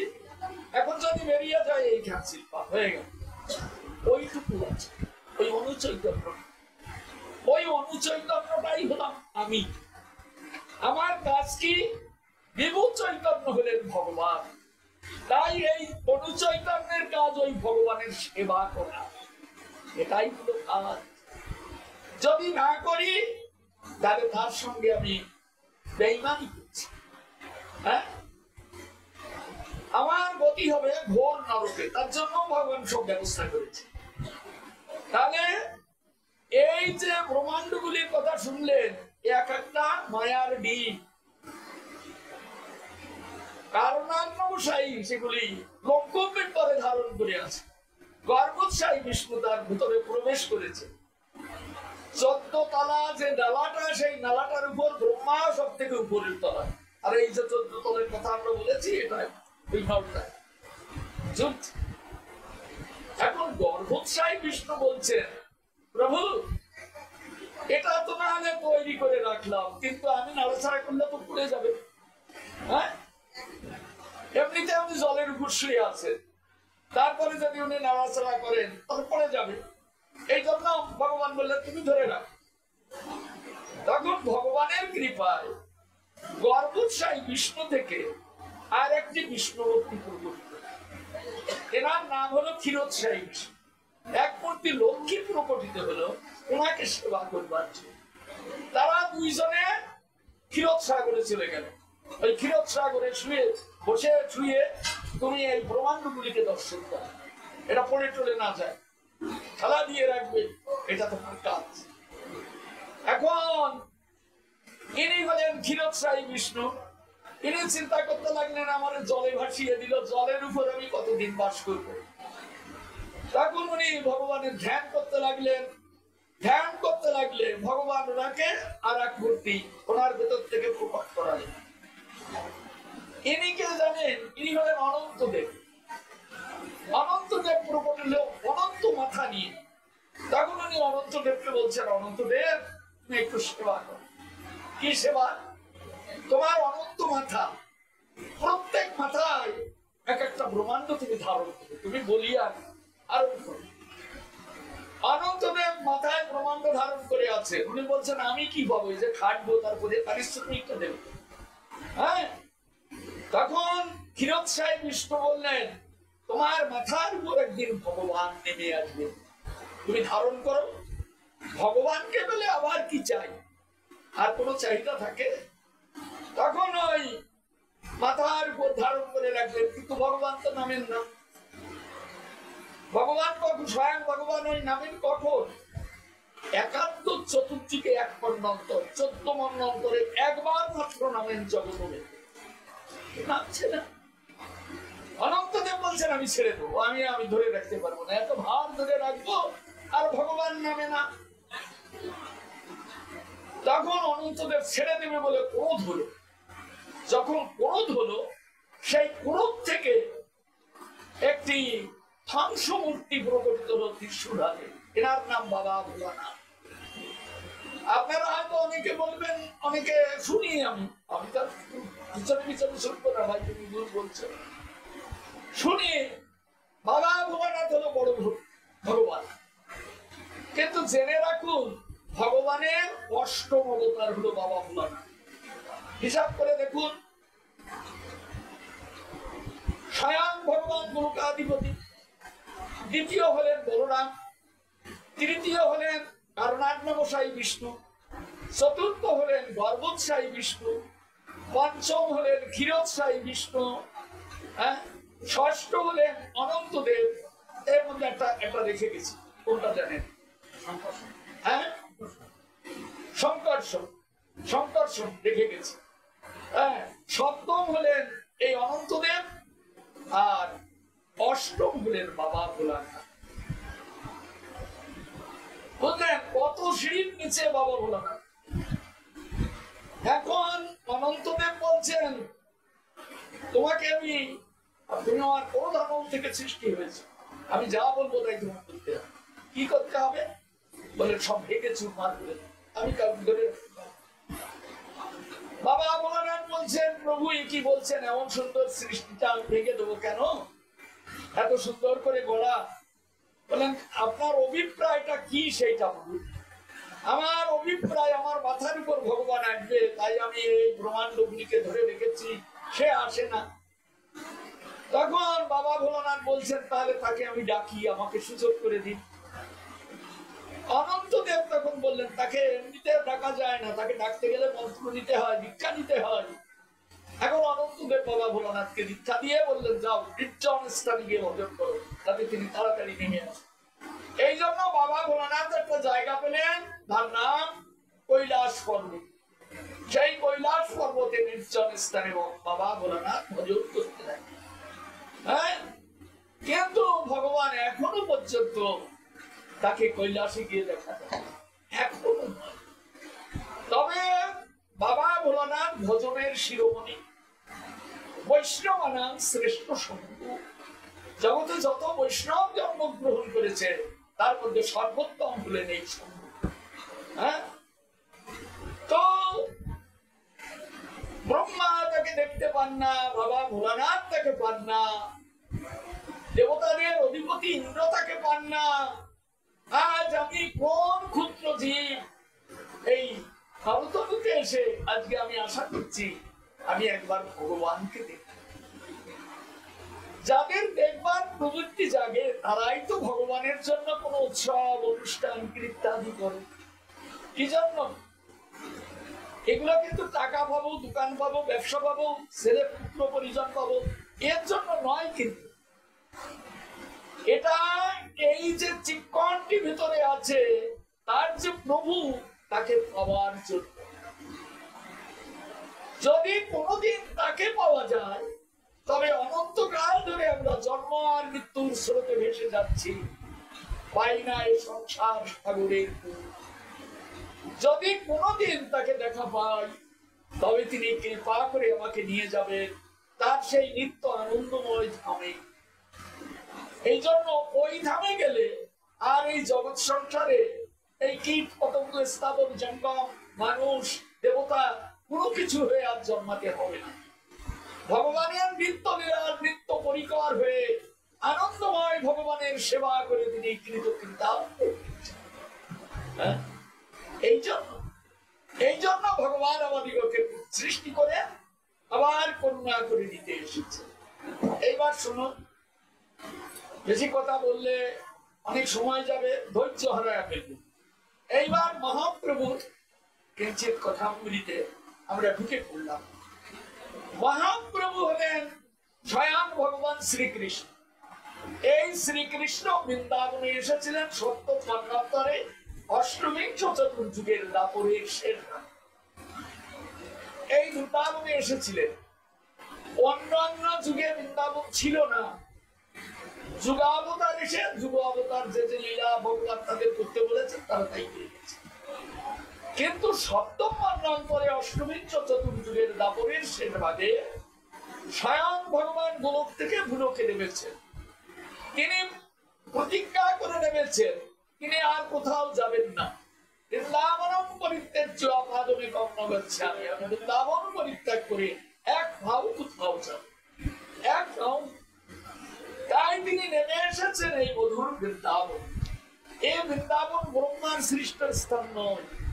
সব জায়গা ব্রহ্মা সৃষ্টি করেছেন, কিন্তু বৃন্দাবন ব্রহ্মা কে সৃষ্টি করেছে? ভগবান আদিদেব বলে যোগমায়াকে দিয়ে এই গোলকের আর একটা প্রপঞ্চ এই বৃন্দাবন নামে তিনি প্রকট করেছেন। এটা মথুরা মন্ডলের মধ্যে অদ্যাপি আমরা দেখতে পাই। 168 মাইল বৃন্দাবন এখনো আমরা দেখতে পাই। হ্যাঁ, কিন্তু ভগবান যখন নেমেছিলেন তখন তা অনেক অনেক বড় ছিল। তাহলে 100 কোটি গোপী নিয়ে তিনি যমুনার তীরে যে রাত বিহার করেছেন, এটা কি একটা গল্প? ভগবান যখন আসেন তখন লীলা কমল পুষ্পিত হয়। ভগবান যখন থাকেন না তখন কমলটা বন্ধ পেয়েছে, ছোট্ট। তাই আমরা সেই ছোট্ট জায়গা ওর মধ্যে গেলে আবার সাধুরা যখন লীলা বিস্তার করে তখন মনোমন্দিরে বিরাট স্থান বেরিয়ে আসে। হ্যাঁ, বিরাট স্থান। ভগবান এইখানে এই লীলা করেছে। আরো একটু সংক্ষেপ করে দেব। এই যে ভগবান বৃন্দাবনে এলেন, কতদিন ছিলেন ভগবান বৃন্দাবনে? 10 বৎসর 9 মাস। এই ভগবান বৃন্দাবনে এসে একেবারে বাললীলা থেকে প্রবন্ধ লীলা, কৈশোর লীলা, রান বিহার ইত্যাদি ভগবান করেছেন। আমরা এই দামোদর মাস গেল, এই 1 মাস, চাতুর্মাসের পরে দামোদর মাস এই গেল, নিয়ম সভার 1 মাস। আমরা ভগবানের দাম বন্ধন লীলাকে আস্বাদন করতে তাই 1 মাসে শেষ করতে পারি। ভগবানের শুধু দাম বন্ধন লীলাটাকে শেষ 1 মাসে তাই শেষ করতে পারি। আর এখন তো বলতে গেলে বলতে বলতে থাকলে বলার তো শেষ হয় না। কিন্তু মাধুরী আর সাধন করা যায় না। এর মাধুরীমাটা বুঝতে হবে তো, বিদাঙ্গম করতে হবে তো। এই জন্য ভগবানের এই দামোদর লীলা এই দামোদর মাসে, হ্যাঁ, দ্বিতীয় একাদশীতে শেষ হয়ে গেল। দামোদর মাস, এই মাসে ভগবান যা অফার দিয়েছেন তা কি বলবো, আমার এখন বলার সময়। কত সুযোগ দিয়েছেন আমাদের এই বিকমার সপ্তাহ পার হওয়ার জন্য। যা যোগীদের দেননি, জানে সন্ন্যাসীদের দেননি, যারা জ্ঞানীদের দেননি, তপীদের দেননি, কোন যাজ্ঞিকগণকে দেননি, সেই সুযোগটাই দামোদর মাসে ভগবান দিয়ে গেলেন আপামর জনসাধারণের জন্য। যে বুঝলো সে কিছু পেল, যে বুঝলো না হারিয়ে গেল, এমন সুযোগ দিয়ে গেছে। হ্যাঁ, তো এই যে ভগবান জগৎকে করুণা করবার জন্য তিনি প্রথম সপ্তম মন্বন্তরে অষ্টবিংশ চতুর্যুগের দাপরের শেষ ভাগে তার পরিবার বৃন্দ নিয়ে এসে বৃন্দাবনে প্রবেশ করলেন। এটি হলো বৃন্দাবন। হ্যাঁ, একটা কথা জেনে রাখবেন, আমাদের সনাতন ধর্মে কৃষ্ণ কিন্তু একজন নয়, কৃষ্ণ 2 জন। শুনেছেন কোনদিন? শুনলে বলবেন আমার মাথা খারাপ হয়ে গেছে। হ্যাঁ, বললেন 2 জন কেন? বললেন যুগে যুগে তো কৃষ্ণ আসে। তাহলে এই সপ্তম মন্বন্তরে নতুন কৃষ্ণ কি এলেন? 4 যুগ তো চলছে, নারায়ণ আসে, রামচন্দ্র আসে, কৃষ্ণ আসে, গৌরাঙ্গ আসে। আবার যদি মহাপ্রভুর কথায় যখন যাব, তখন আমি তো বলবো এইবার এক নতুন মহাপ্রভু এসেছে। তখন মহাপ্রভুও কিন্তু 2 জন হয়ে যাবে। তাই একটু বসে কৃপা করে শুনুন, খাবার দিন অনেক পাবেন, কিন্তু এই সনাতন ধর্মের অ্যানালাইসিস, এই সনাতন ধর্ম, আমরা সনাতন ধর্মের মানুষ, এটা বুঝবার জন্য অত সময় পাবেন না, অত সময় পাবেন না।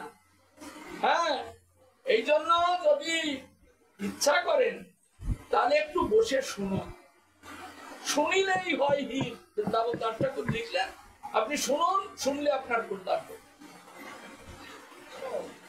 বুঝলেন? তো স্বয়ং ভগবান তিনি নামেন না। এই যখন সৃষ্টি হয়ে গেল তখন বলরামের প্রথম গুহ যিনি বাসুদেব, তিনি সত্যযুগে নারায়ণ হলেন। ওই কৃষ্ণ কিন্তু গুরুকে বসে আছে। এর পরের থেকে টানতে গেলে আমার অনেক সময় লাগবে, সেই জন্য সংক্ষেপে বলছি। হ্যাঁ, তো ওই যে রামচন্দ্রের এবার কিন্তু নারায়ণ আসেন নেই, তার যুগ যখন এলো তখন কিন্তু নারায়ণ আসেন নেই। ওনার লীলা শেষ, এলেন রামচন্দ্র। তিনি দশরথের পুত্র রূপে অযোধ্যায় অবতীর্ণ হলেন। তিনি করালেন যজ্ঞ, চলে গেল যজ্ঞের কাল। তারপর দাপর যুগ এলো, তখন এলেন কৃষ্ণ, মথুরায় তিনি অবতীর্ণ হলেন। তিনি কিন্তু অর্জন প্রবর্তন করলেন। তারপরের যুগে কলিযুগ এলেন গৌরাঙ্গ, এলেন কোথায়? নন্দ। এটা আপনারা হয়তো সবাই কিছু না কিছু বোঝেন। হ্যাঁ, কিন্তু আজকে যে গৌরাঙ্গ এসেছে সেই সম্পর্কে একটু পরে আস্বাদন করছি। এই সপ্তম মন্বন্তরে অষ্টবিংশ চতুর্যুগের রাবণের শিশুতে কৃষ্ণ এলেন, তাকে না জানলে এই গৌরাঙ্গকে জানা হবে না। হ্যাঁ, কৃষ্ণ বৃন্দাবনে ছাড়া এক ভাও কোথাও যান। আচ্ছা, আমরা জানি ভাদ্র মাস, অষ্টমী তিথি, কৃষ্ণপক্ষ, রোহিণী নক্ষত্র, এক বিরাট ঝড় জলের রাত। সেদিন কংসের কারাগারে বসুদেবের অষ্টম গর্ভাঢ্যে ভগবান শ্রীকৃষ্ণ। সবাই জানে, আমরা জন্মাষ্টমী করি, আমরা জানি না? হ্যাঁ, ঠাকুমারা ব্রত করে না, শিকার থেকে খেতে আসে, জন্মাষ্টমী ভয়া দিয়ে যায়, প্রসাদ খায়, আমরা জানি না? হ্যাঁ, ওই রকম জানলে হবে না। সদ্গুরু পদাশ্রয় গ্রহণ করুন, তবে জানুন আপনার আত্মার কল্যাণ। বুঝলেন? আমি যদি আরো বেশি বলি তাহলে বলবেন ব্যাপারকে এখানে দাও। হ্যাঁ, কিন্তু আমি বেঠিক কিছু বলি, আমারটা কিন্তু খারাপ হয়নি। তো এই যে আমাদের সমাজে যে কত রকম চলছে, কত রকম ভাবে, এটা বলে শেষ করা যায় না। এই জন্য মোদ্দা কথা হলো সদ্গুরু পদাশ্রয় গ্রহণ করি, আর আমরা কলির জীব হরিনামকে আশ্রয় করি। বৃন্দাবন দাস ঠাকুর তার চৈতন্য ভাগবতে লিখে গেলেন, হ্যাঁ, যে নাম ভজ, নাম চিন্ত, নাম করো সার, অনায়াসে চলে যাবে অবসিদ্ধ পার। বেদ করতে হবে না, পূজা করতে হবে না, কোনো কিছু ধ্যান করতে হবে না, যজ্ঞ করতে হবে না, তপস্যা করতে হবে না। হ্যাঁ, তুমি শুধু নাম, নামের উপরে দাঁড়ো, নাম ভজো, নাম চিন্ত, নাম করো সার, অনায়াসে অনায়াসে চলে যাবে ভবিষ্যৎ। তাই অনায়াসে যদি যেতে পারি তা আমি কষ্ট করতে যাবো না। হ্যাঁ, আর কষ্ট করে যদি ফল না হয়, এ খাট নিয়ে আমি খাটবো কেন?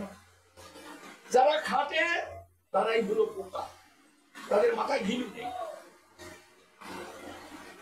তো এই যে কলিযুগে নাম, এই কলিযুগে নাম স্বয়ং ভগবানই এনেছে, যিনি কৃষ্ণ বৃন্দাবনে এসেছিলেন। এই যে হরিনামটা কোথা থেকে এসেছে জানেন কি? হরিনাম, হরিনাম কিন্তু তার ব্রহ্ম নামই হলো হরিনাম। ওই হরে কৃষ্ণ কৃষ্ণ কৃষ্ণ হরে হরে, হরে রাম রাম রাম হরে হরে, এটাই কিন্তু হরিনাম, আসল হরিনাম। এটা রাগ বিলাসের পরিণতি। হ্যাঁ, গোলকে গোপনে নিয়ে রেখেছিল রাধারানী, কেননা এই নাম রাধারানীর ভান্ডার থেকে উত্থিত হয়েছিল। তবে তিনি ওই রাগ বিলাসে হারিয়ে যাওয়া কৃষ্ণকে দর্শন লাভ করেছিলেন। তখন তিনি চিন্তা করলেন এই নাম আমি গোলকে গোপনে নিয়ে রেখে রাখবো, যদি কোনোদিন জীবের প্রয়োজন হয় তবে সেদিন জীবের দুয়ারে নিয়ে যাব, তারা কৃষ্ণ প্রাপ্তি হবে, তাদের দুঃখ দূর হবে। তাই এই রাধারানী আজ এই নাম নিয়ে এই কলিযুগে আপনার আমার দুয়ারে এসে এই হরিনাম প্রচার করছেন। বলে রাধারানী কি করে এলেন? দেখছি তো গৌরাঙ্গ সুন্দর, তো রাধারানী কি করে এলেন? হ্যাঁ, এটা তো হ্যাঁ গৌরের বাড়ি, তো এই জন্য এখন আমি গৌরের কথা বলবো। রাসবিলাসের কৃষ্ণ সকলের মনোবাঞ্ছা পূর্ণ করেছিলেন, সমস্ত গোপী, কিন্তু রাধারানীর মনের বাঞ্ছা পূর্ণ করতে পারেনি। এই জন্য তিনি রাধারানীর কাছে ঋণী হয়ে গেছিলেন। ঋণ বানালেন কে? তোমার ললিতা এবং বিষকাসুর। তারা দুইজনে কৃষ্ণকে গিয়ে বললেন, হ্যাঁ কৃষ্ণ, তুমি রাসবিলাস সকলের মনের বাঞ্ছা পূর্ণ করেছো, রাধারানীর মনের বাঞ্ছা পূর্ণ করতে পারোনি, তুমি রাধারানীর কাছে ঋণী। এই ঋণ তোমাকে পরিশোধ করতে হবে। বললেন কেন আমি ঋণী কেন? বললেন যারা এসেছিল তোমার কাছে যা চেয়েছিল তাই তুমি দিয়েছো, রাধারানী যা চেয়েছিল তুমি দিয়েছো। বললেন না, তার কণ্ঠে আলিঙ্গন করে আমি তো নৃত্য করেছি মুক্তমণি হয়ে। বললেন ও নৃত্য তো তার মনের বাঞ্ছা পূর্ণ হয়নি, তাকে তুমি জানো? বললেন তাহলে সে কি চেয়েছিল? বললেন যাবতে তুমি তাকে পরের গৃহিণী করে তুমি এনেছো, লোক থেকে ভুলোকে এনে শুধু দুঃখের পাথারে ভাসিয়ে দিচ্ছ। তার ক্রন্দন কি তুমি দেখেছো? কত কাঁদে। আজ রাসবিলাসে তুমি সকলের মনের বাঞ্ছা পূর্ণ করবে বলে রাধারানী এসেছে আনন্দিত চিত্তে, আজ আমার মনের বাঞ্ছা পূর্ণ হবে। রাধারানীর মনের বাঞ্ছা কি? আমি আর এই বৃন্দাবনে থাকবো না, যে বৃন্দাবনে চোখের জলে রাত দিন শুধু তোমার বিরহ দশা অনুভব করতে পারে, তাহলে আমি থাকবো কেন? আজকে রাসবিলাসে তুমি সবার মনের বাঞ্ছা পূর্ণ করবে, আমারও মনের বাঞ্ছা পূর্ণ করবে। রাধারানীর মনের বাঞ্ছা কি? তোমার প্রতি অঙ্গ চাই, আমার প্রতি অঙ্গ আস্বাদিতে, তোমাকে আমি এত ভালোবাসি, তোমার জন্য নিরন্তর নয়নের চলে ভাসি। আমার এই ভালোবাসা কাকে জানাবো, কাকে বুঝাবো? কে বুঝবে আমার মনের ব্যথা? তাই আমি রাসবিলাসে গিয়ে নন্দনন্দনকে বলবো, হে নন্দনন্দন, এমনি করে পরের ঘরে আমাকে ফেলে দিয়ে আমাকে দুঃখের পাথারে তুমি কি করবে? বললেন তোমার প্রতি অঙ্গের সঙ্গে আমার প্রতি অঙ্গের মিলন, তোমার প্রতি অঙ্গের আমার প্রতি অঙ্গের মিলন হোক। মনে মনে চেয়েছিলেন নন্দনন্দন সেটি। তাই রাধারানী রাস পরিত্যাগ করেছে। কবির অরণ্যের মধ্যে গিয়ে রাধারানী কাঁদছিলেন। তখন ললিতা বিষকাসখী রাধারানীকে খুঁজে পেলেন। ললিতা বিষকাসখী রাধারানীকে পেয়ে রাধারানীকে বলছেন, রাধে তুমি নিজে সকলের চোখের সামনে থেকে রাস পরিত্যাগ করে তুমি সকলের আনন্দকে তুমি নষ্ট, আর এইখানে এসে বসে কাঁদছো। বলো তোমার কি হয়েছে, কেন তুমি রাস পরিত্যাগ করেছ? তখন রাধারানী বলছেন, কৃষ্ণ তো সবার মনের বাঞ্ছা পূর্ণ করছে, আমার তো মনের বাঞ্ছা পূর্ণ হলো। বলেন তুমি কি চেয়েছিলে? বলেন আমি চেয়েছিলাম তার প্রতি অঙ্গের সঙ্গে আমার প্রতি অঙ্গের মিলন, সে তো তা দিল না। তখন ললিতা এবং বিষকাসখী কৃষ্ণকে এসে বলেছিলেন, হে কৃষ্ণ, রাধা যা চেয়েছিল তা তো তুমি দিতে পারো, তাই তুমি তার কাছে ঋণী হয়ে গেছো। কৃষ্ণ তখন ঋণটা শুনলেন, কি ঋণী আমি হয়েছি এই বৃন্দাবনে এসে।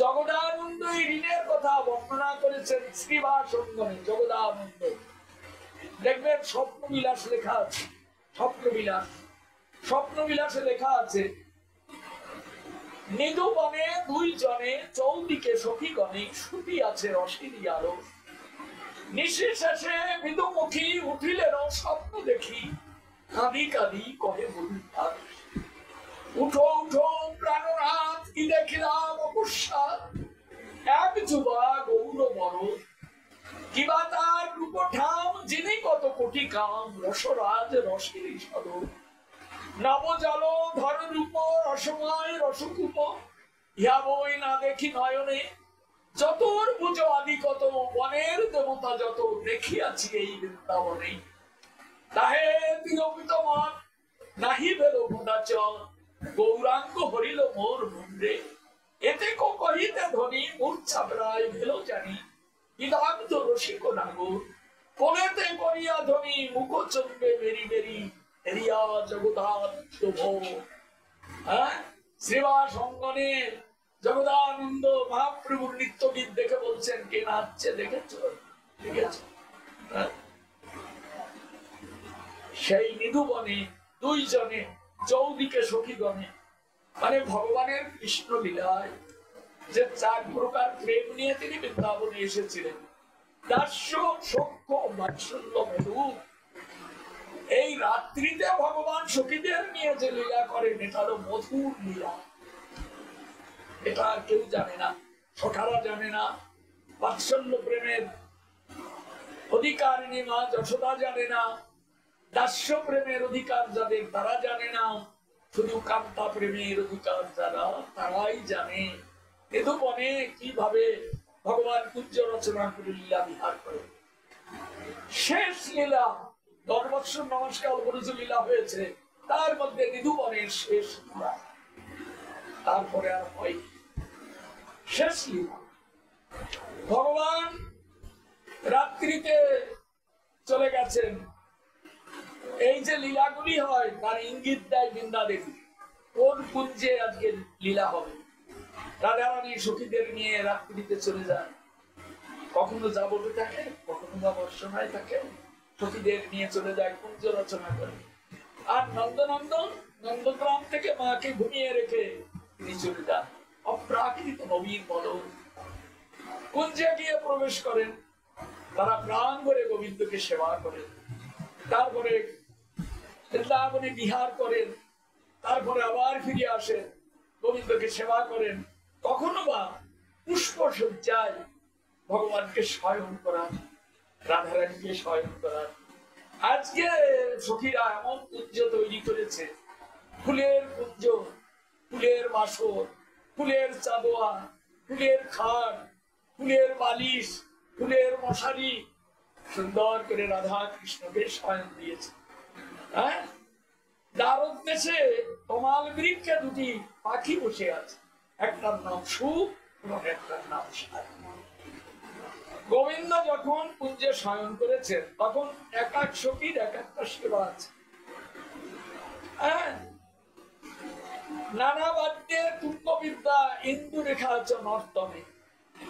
হ্যাঁ, তাম্বুলে ললিতা কর্পূরে বিশাখা, রাগের অন্ধু দেবী। হ্যাঁ, এরকম প্রত্যেকে সখীর এক একটা সেবা আছে। এই জন্য কুঞ্জের দ্বারে বসে সখীরা ভগবানের গুণ, রাধা কৃষ্ণের মিলন জনিত গুণ কীর্তন করছেন আর সেবা করছেন। হ্যাঁ, এখন রাত প্রায় ভোর হয়ে এসেছে, তখন ভগবান চিন্তা করলেন, রাজবিহারে আমি রাধারানীর মনের বাঞ্ছা পূর্ণ করতে পারিনি। হ্যাঁ, রাজবিহারে তো আজকে আমি রাধারানীকে একটু দেখাবো যে আমি তার মনের বাঞ্ছা পূর্ণ করতে পারি কিনা।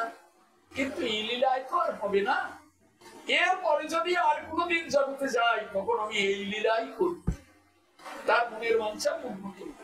এই জন্য চৈতন্য চরিতামৃত করতে দেখবেন রাধারানীর 3টি স্বাদ পূর্ণ করবার জন্য ভগবান এই লীলা করতে এসেছেন, এই মহাপ্রভু। হ্যাঁ, কি লীলা দেখুন, এই কুঞ্জে শয়ন করে আছে রাধা কৃষ্ণ। এখন গোবিন্দ ঘুমিয়ে ভান করে ঘুমিয়ে পড়েছে, তখন দেখছে গোবিন্দ ঘুমাচ্ছে, রাধারানীও ঘুমিয়ে পড়েছে, কিন্তু আদৌ রাধারানী ঘুমাই। এর নাম স্বপ্ন বিলাস, মানে রাধারানী স্বপ্ন দেখছে। কি স্বপ্ন দেখছে? স্বপ্ন দেখছে এক অপূর্ব সুন্দর গৌর মূরতি হরিনাম করতে করতে চলে যাচ্ছে যমুনার তীরে। রাধারানী স্বপ্নের মধ্যে দেখছে ওই মধুর মূরতি, স্বপ্নের মধ্যে দর্শন করে রাধারানী চকিত হয়ে রাধারানীর ঘুম ভেঙে গেছে। এ আমি কি দেখলাম? হ্যাঁ, এমন মূরতি একে। তখন রাধারানী চিন্তা করছে, এমন মূরতি আমি দেখলাম যাকে দেখে আমি ধৈর্য হারাতে, আমার প্রাণনাথ হলেন কৃষ্ণ, সেটা আমার পার্শ্বে শোয়া, তবে এমন কে এলো যে আমার ধৈর্যের বাঁধ ভেঙে দিয়ে আমার মন প্রাণ পাগলিনী করে নিয়ে গেল। রাধারানী তখন চিন্তা করতে লাগলেন, এই দেহে আমার আর গোবিন্দ সেবা হবে না, কেননা আমি পরপুরুষ দর্শন করে আমার মনটা তার প্রতি ধাবিত করছি, এই জন্য আমি কলঙ্কিনী হয়ে গেছি। তখন রাধারানী কাঁদতে আরম্ভ করলেন, এ আমি কি করলাম, এ আমি কি দেখলাম। কাঁদি কাঁদি কহে বধূ পাশ, কাঁদছে আর কৃষ্ণের উপর ঢলে পড়ে গেছে। কৃষ্ণ তখন চিন্তা করলেন, এইবার তোমার না উঠলে নয়, কৃষ্ণ সব জানেন, দেখি কি হয়। এখন কৃষ্ণ এসে রাধারানীকে কোলে করে নিলেন, কোলে করে নিয়ে মুখ চুম্বন করে বলছেন, রাধে তুমি এমন করে মূর্ছিত হয়ে পড়ে গেলে কেন, তোমার কি হয়েছিল বলো তো। তখন রাধারানী বলছেন, আমায় ছেড়ে দাও, আমি আর তোমার সেবা করতে পারি, আমি পরপুরুষের প্রেমে পাগলিনী হয়ে আমার সব জলাঞ্জলি গেছে। তখন কৃষ্ণ বলছেন, রাধে তুমি পরপুরুষকে দেখোনি, আমাকেই দেখেছো। তোমাকে দেখেছি, তোমাকে আমি চিনি না, তুমি তো নবজলধর শ্যামল সুন্দর, আর আমি দেখেছি গৌর মূরতি। হ্যাঁ, আমি দেখেছি গৌর মূরতি। তখন কৃষ্ণ বলছেন, রাধে আমি ওই গৌর মূরতি হয়েছি। বলে, তুই তো কালো, তুমি গৌর মূরতি ধরলে কি করে। রাধে রাজবিলাসে তোমার মনের বাঞ্ছা পূর্ণ করতে পারিনি, তাই এই কুঞ্জে আমি তোমাকে দেখাচ্ছি, তোমার মনের বাঞ্ছা আমি পূর্ণ করতে পারবো কি পারবো। তাই তুমি যদি আমাকে চিনতে না পারো, তাহলে আমি আবার কলির জীবের দুয়ারে গিয়ে দাঁড়াবো। তুমি চিনতে না পারলে আমায় কেউ চিনতে পারবে না। তাই কি করেছি রাধে, তুমি বলেছিলে না ললিতা বিশাখা সখীকে, হে পরমী সখী আমার মনের দুঃখ বুঝল না আমার কারণা। কি তোমার মনের দুঃখ? বললেন, তোমার প্রতি অঙ্গ চাই, আমার প্রতি অঙ্গ। তাই রাধে আমার সেই কৃষ্ণ কান্তিকে তোমার ওই যে তপ্ত কাঞ্চন গৌরাঙ্গী স্বরূপ, এই স্বরূপের প্রতিটি অঙ্গ দিয়ে আমার প্রতি অঙ্গ ঢেকেছি। প্রতি অঙ্গ ডেকে আমি আজ গৌর হয়ে হরিনাম করতে করতে আমি চলেছি। এ লীলায় তো হলো না, এ ব্রজলীলায় আমি তো তার পারলাম না, আমার শেষ। হ্যাঁ, তো এই গৌর মূরতি হলেন, আমরা কলির যুগের যিনি আজকে গৌরাঙ্গ স্বরূপে এসেছেন, অন্যান্য যুগে যে গৌর এসেছেন সেই গৌর হলেন ওই বলদেবের প্রথম গুহ যে বাসুদেব, তিনি গৌর হয়ে আসেন। আর আজকে এই কলিযুগে যিনি গৌর হয়ে এসেছেন তিনি হলেন রাধা কৃষ্ণের মিলিত তনু গৌরাঙ্গ।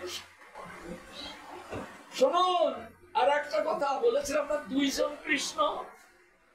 কংসের কারাগারে যে কৃষ্ণ আবির্ভূত হয়েছেন উনি নারায়ণ স্বরূপে এসেছেন। দেখবেন কংসের কারাগারে আলেখ্য আছে নারায়ণ। হ্যাঁ, কেননা সুতপা এবং কৃষ্ণী তপস্যা করে নারায়ণকে পেয়েছিলেন সত্যযুগে। নারায়ণ তাকে বর দিয়েছিলেন, জনম জনম আমি তোমার পুত্র পেয়ে। এই জন্য এই দাপর যুগে তিনি ওই নারায়ণ স্বরূপে প্রথমে কারাগারে প্রবেশ করেছিলেন। কারাগারে কেননা এই সেই সুতপা এবং কৃষ্ণী, বসুদেব এবং দেবকী যদি নারায়ণ স্বরূপ না দেখে তাহলে আমাকে চিনবে কি করে। তখন চিনতে পেরে দেখবেন ভাগবতের স্তব আছে, নারায়ণের স্তব করেছিলেন।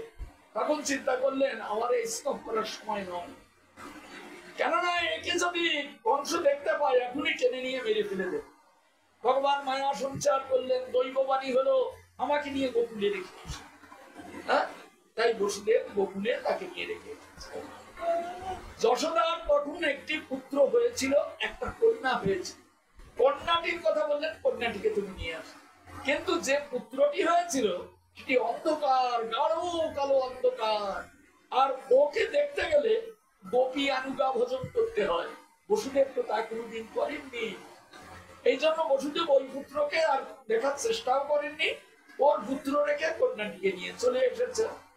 এখন বৃন্দাবন দাস ঠাকুর চৈতন্য ভাগবতে পরিষ্কার উল্লেখ করে দিয়েছেন, এই নন্দনন্দন যে ভগবান, এটা বসুদেব নন্দন নয়, ইনি নন্দনন্দন ভগবান, ইনি এই বৃন্দাবনে আবির্ভূত হয়েছেন, ইনি মথুরায় আবির্ভূত হননি। এই জন্য গোপাল চন্দ্র গ্রন্থ পড়ে দেখুন শ্রীজীব গোস্বামী পাদের নন্দাত্মজ উৎপন্নে জাতাল্লাদ মহামনা, নন্দের একটি পুত্র জন্মেছে, আত্মজ মানে নিজের ছেলে। তো তাহলে তো দুটো এখানে হওয়া উচিত ছিল, তা একটা কেন? বলেন স্বয়ং ভগবান যখন জগতের দিকে আসে, যত যত অবতার সবটা পেয়ে আসি গেল। এই জন্য এই অবতারের আর কোনো দরকার নেই। বৃন্দাবনে স্বয়ং ভগবান তিনি সমস্ত অবতারকে একত্রিত করে তিনি স্বয়ং লীলা করেছেন। এবার আর কোনো অবতারের দরকার নেই। হ্যাঁ, বলতে গেলে অনেক সময় পার্টস বের করতে গেলে অনেক সময় লক্ষ্মী দেবী আজও বৃন্দাবনে পড়ে, যমুনার উপরে পড়ে আছে, বৃন্দাবনে আসতে পারে না। এসব নানান ঘটনা আছে। সেজন্য বললাম একদিনের হরিকথায় কি শুনবেন, এর সব বোঝানো যায় না। হ্যাঁ, তো এই যে বলছেন যে কৃষ্ণ ইনি কুঞ্জে রাধারানীর মনের বাঞ্ছা পূর্ণ করতে পারেননি বলে, আবার জানবেন অপু যখন রথ নিয়ে এসেছিল কৃষ্ণকে মথুরায় নিয়ে যাওয়ার জন্য, তখন কৃষ্ণ অন্তর্ধান করে বসুদেব নন্দন শ্রীকৃষ্ণকে মথুরায় পাঠিয়েছিলেন। হ্যাঁ, এই জন্য এই কৃষ্ণের পাশে কিন্তু রাধারানী যায়নি। এখানে ভগবানের 16,108 মহিষী এই কৃষ্ণকে প্রতিনিধিত্ব করেছে। হ্যাঁ, আর এই স্বয়ং ভগবান নন্দনন্দন শ্রীকৃষ্ণ তার পাশে শুধু একমাত্র ইনি হলেন স্বয়ং ভগবান। এনার অঙ্গটা রাধাঙ্গ দিয়ে ঢেকে আজকে তিনি গৌরাঙ্গ সুন্দর রূপে রাধারানীর মনের বাঞ্ছা পূর্ণ করবার জন্য আর কলির কবলে কবলিত জীবের উদ্ধারের জন্য রাজবিলাসের পরিণতি হরিনাম সংকীর্তনকে মাথায় করে নিয়ে আজ তিনি নেমে এসেছেন এই মধুর নদিয়া।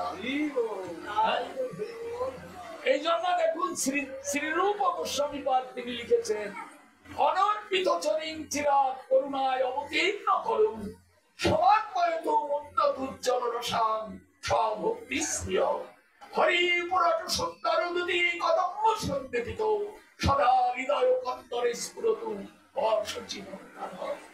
হ্যাঁ, হৃদয় কন্দর মানে আমাদের হৃদয়ের গুহায় ওই এই গৌরহরিকে ঢুকতে হবে। হৃদয় কন্দরে, কন্দর মানে গুহা, পাহাড়ের যেমন গুহা থাকে তেমনি আমাদের হৃদয়ের গুহার মধ্যে এই গৌরহরিকে ঢুকাতে হবে। যদি ঢুকাতে পারে তাহলে কি হবে বললেন, পাহাড়ের গুহার মধ্যে যদি সিংহ গর্জন করে তাহলে বন্য জন্তু যতই বড় সড়ো হোক না কেন গুহার কাছে আর কেউ যায়। কেননা সিংহ খুব বিক্রমশালী, ছোট হলে কি হয়, বড় হাতির মাথার উপরে মজক খুলে খেয়ে চলে যায়, হাতি চিৎপাত। এই জন্য ওই সিংহ যদি গিরিগুহায় গর্জন করে তাহলে সেখানে যেমন বনের কোন হিংস্র জন্তু প্রবেশ করতে পারে না, তেমনি যদি গৌর হরি আমার হৃদয় গুহায় হরিনাম সংকীর্তনের গর্জন করে তাহলে কোন কলির প্রভাব আমাকে বিচলিত করতে পারবে না, সেখানে যাবে না। হৃদয় কন্দর স্ফুরত বর্ষিনন্দন। বুঝতে পারলেন? রূপচন্দ্র লিখছেন অনর্পিত চরিং চিরা, যত যুগ গেছে যত কাল গেছে এই প্রেম কোনদিন কোন ভগবান জগতের মাঝে সে বিতরণ করতে পারেনি। করুণায় অবতীর্ণ করো, আমাদের মতো কলির জীবকে দেখে ভগবানের করুণা হয়েছে। তাই রাধারানীর সেই প্রেমের সম্পত্তি হরিনাম রূপে বিনোদিত করে সমস্ত ধর্মের সারকে হরিনামের মধ্যে প্রবেশ করিয়ে যেন মণি মুক্তার মালা গেঁথে নিয়ে এসেছেন এই হরিনামের মালা। তিনি গেঁথে এনে জগৎ জীবের গলায় পড়াতে এসেছেন। কিবা বিপ্র কিবা শূদ্র, হ্যাঁ, কেউ না পাওয়ার যোগ্য না, সবাই পাবে। কি বিপ্র কি শূদ্র সবাই। হ্যাঁ, যদি হরিনাম না করো তাহলে তোমার কি হবে বললেন, সবগুলো বিপ্র নয় ভজনের যোগ্য, নিজগুলো চন্ডাল নয় ভজনের অযোগ্য। যেই ভজে সেই বড় অধম হিংসার কৃষ্ণ ভজনে নাহি জাতি কুলাদির বিচার। আজ মহাপ্রভু এমন ধর্ম নিয়ে এসেছেন যে কি ব্রাহ্মণ কি চন্ডাল সবাইকে এক স্রোতে নামিয়ে দিয়েছেন। নামো, ভেসে চলো, কোথায় যাবো? হরিনাম করতে করতে চলো, নিত্য আনন্দময় গোলক ধামে আমরা ফিরে চলে যাবো। এবার যজ্ঞ নয়, তপস্যা নয়, ধ্যান নয়, শুধুই হরিনাম সংকীর্তন। তো অনেকক্ষণ হয়ে গেল, দেখুন আমার শরীরটা ভালো নেই, বুঝলেন? এই জন্য আমি আর এগোতে চাইছি। আবার যদি কোনোদিন মহাপ্রভুর কৃপা হয়, যে মহাপ্রভুর এই ধর্মের উপর অনেক কিছু বুঝবার আছে। আপনারা জানবেন, ওই যে নিতাই চাঁদকে দেখছেন, ওই নিতাই চাঁদকে উনি বলেছেন বলরাম। বলরাম থেকে যখন সমস্ত অবতার জগতে প্রকটিত হয়েছে, সমস্ত অবতার বলরাম থেকে প্রকটিত হয়েছে, সেই সমস্ত অবতার বলরাম একত্রিত করে আজকে গোপীগণের যেবা প্রেম কহে ভাগবতে একলা নিতাই হতে পাইবে। এই গোপীর প্রেম ভান্ডার নিয়ে বলেছেন বলরাম, তিনিও রাজবিহার করেছিলেন। কৃষ্ণ যেমন রাজবিহার করেছিলেন, বলরামও রাজবিহার করেছিলেন। কৃষ্ণ রাজবিহার করে গোপীর মনোবাঞ্ছা পূর্ণ করেছেন, আর বলরাম রাজবিহার করে গোপীর প্রেম ভিক্ষা করেছেন। প্রেম ভিক্ষা করেছেন আমাদের জন্য, আমরা যাতে সেই গোপীর প্রেম লাভ করতে পারি। সেই গোপীর প্রেম ভিক্ষা করে বলরাম নিত্যানন্দ রূপে আজ জগতের বুকে এসে উদয় হয়েছে। এই জন্য বৃন্দাবন দাস ঠাকুর লিখেছেন, গোপীগণের যে প্রেম কহে ভাগবতে একলা নিতাই হতে পাইবে। সেই নিত্যানন্দ আজ আমাদের দুয়ারে এসেছেন। এই নিত্যানন্দ অন্য যুগে নারায়ণ হয়েছেন, কোন যুগে রামচন্দ্র হয়েছেন, কোন যুগে কৃষ্ণ হয়েছেন, কোন যুগে গৌরাঙ্গ হয়েছেন, বরাহ, কুম্ভ, নৃসিংহ, বামন, মৎস্য, বিষ্ণু আদি অনন্ত অবতারের মূর্তিমন্ত বিগ্রহ আজ নিতাই চাঁদ রূপে এসে দাঁড়িয়েছেন আমাদের দুয়ারে। এই নিতাই চাঁদকে যদি আমরা পূজা করতে পারি, এই নিতাই চাঁদকে যদি আমরা সেবা করতে পারি, সমস্ত অবতারের সেবা এই নিতাই চাঁদের চরণ কমলে সব হয়ে যাবে। সেই নিতাই গৌরের সেবা, সেই মহাপ্রভু তাকে সঙ্গে করে নিয়ে এসেছেন সেবক রূপে। তাই তিনি যাকে তাকে যা আদেশ করছেন তিনি তাই করছেন। ঘরে ঘরে গিয়ে হরিনাম করছেন, ঘরে ঘরে গিয়ে। হ্যাঁ, তাতে তার কোনো মান নেই, অপমান নেই। যেছে যেছে জগৎ জীবের দুয়ারে হরিনাম সংকীর্তন করে বেড়াচ্ছে। সেই নিতাই গৌরের চরণ কমলে আমাদের শ্রদ্ধা ভক্তি হোক। আমরা যেন শ্রী গুরুর চরণ কমল হৃদয় ধরে নিতাই গৌরের সেবা করে যেন এ জীবন আমরা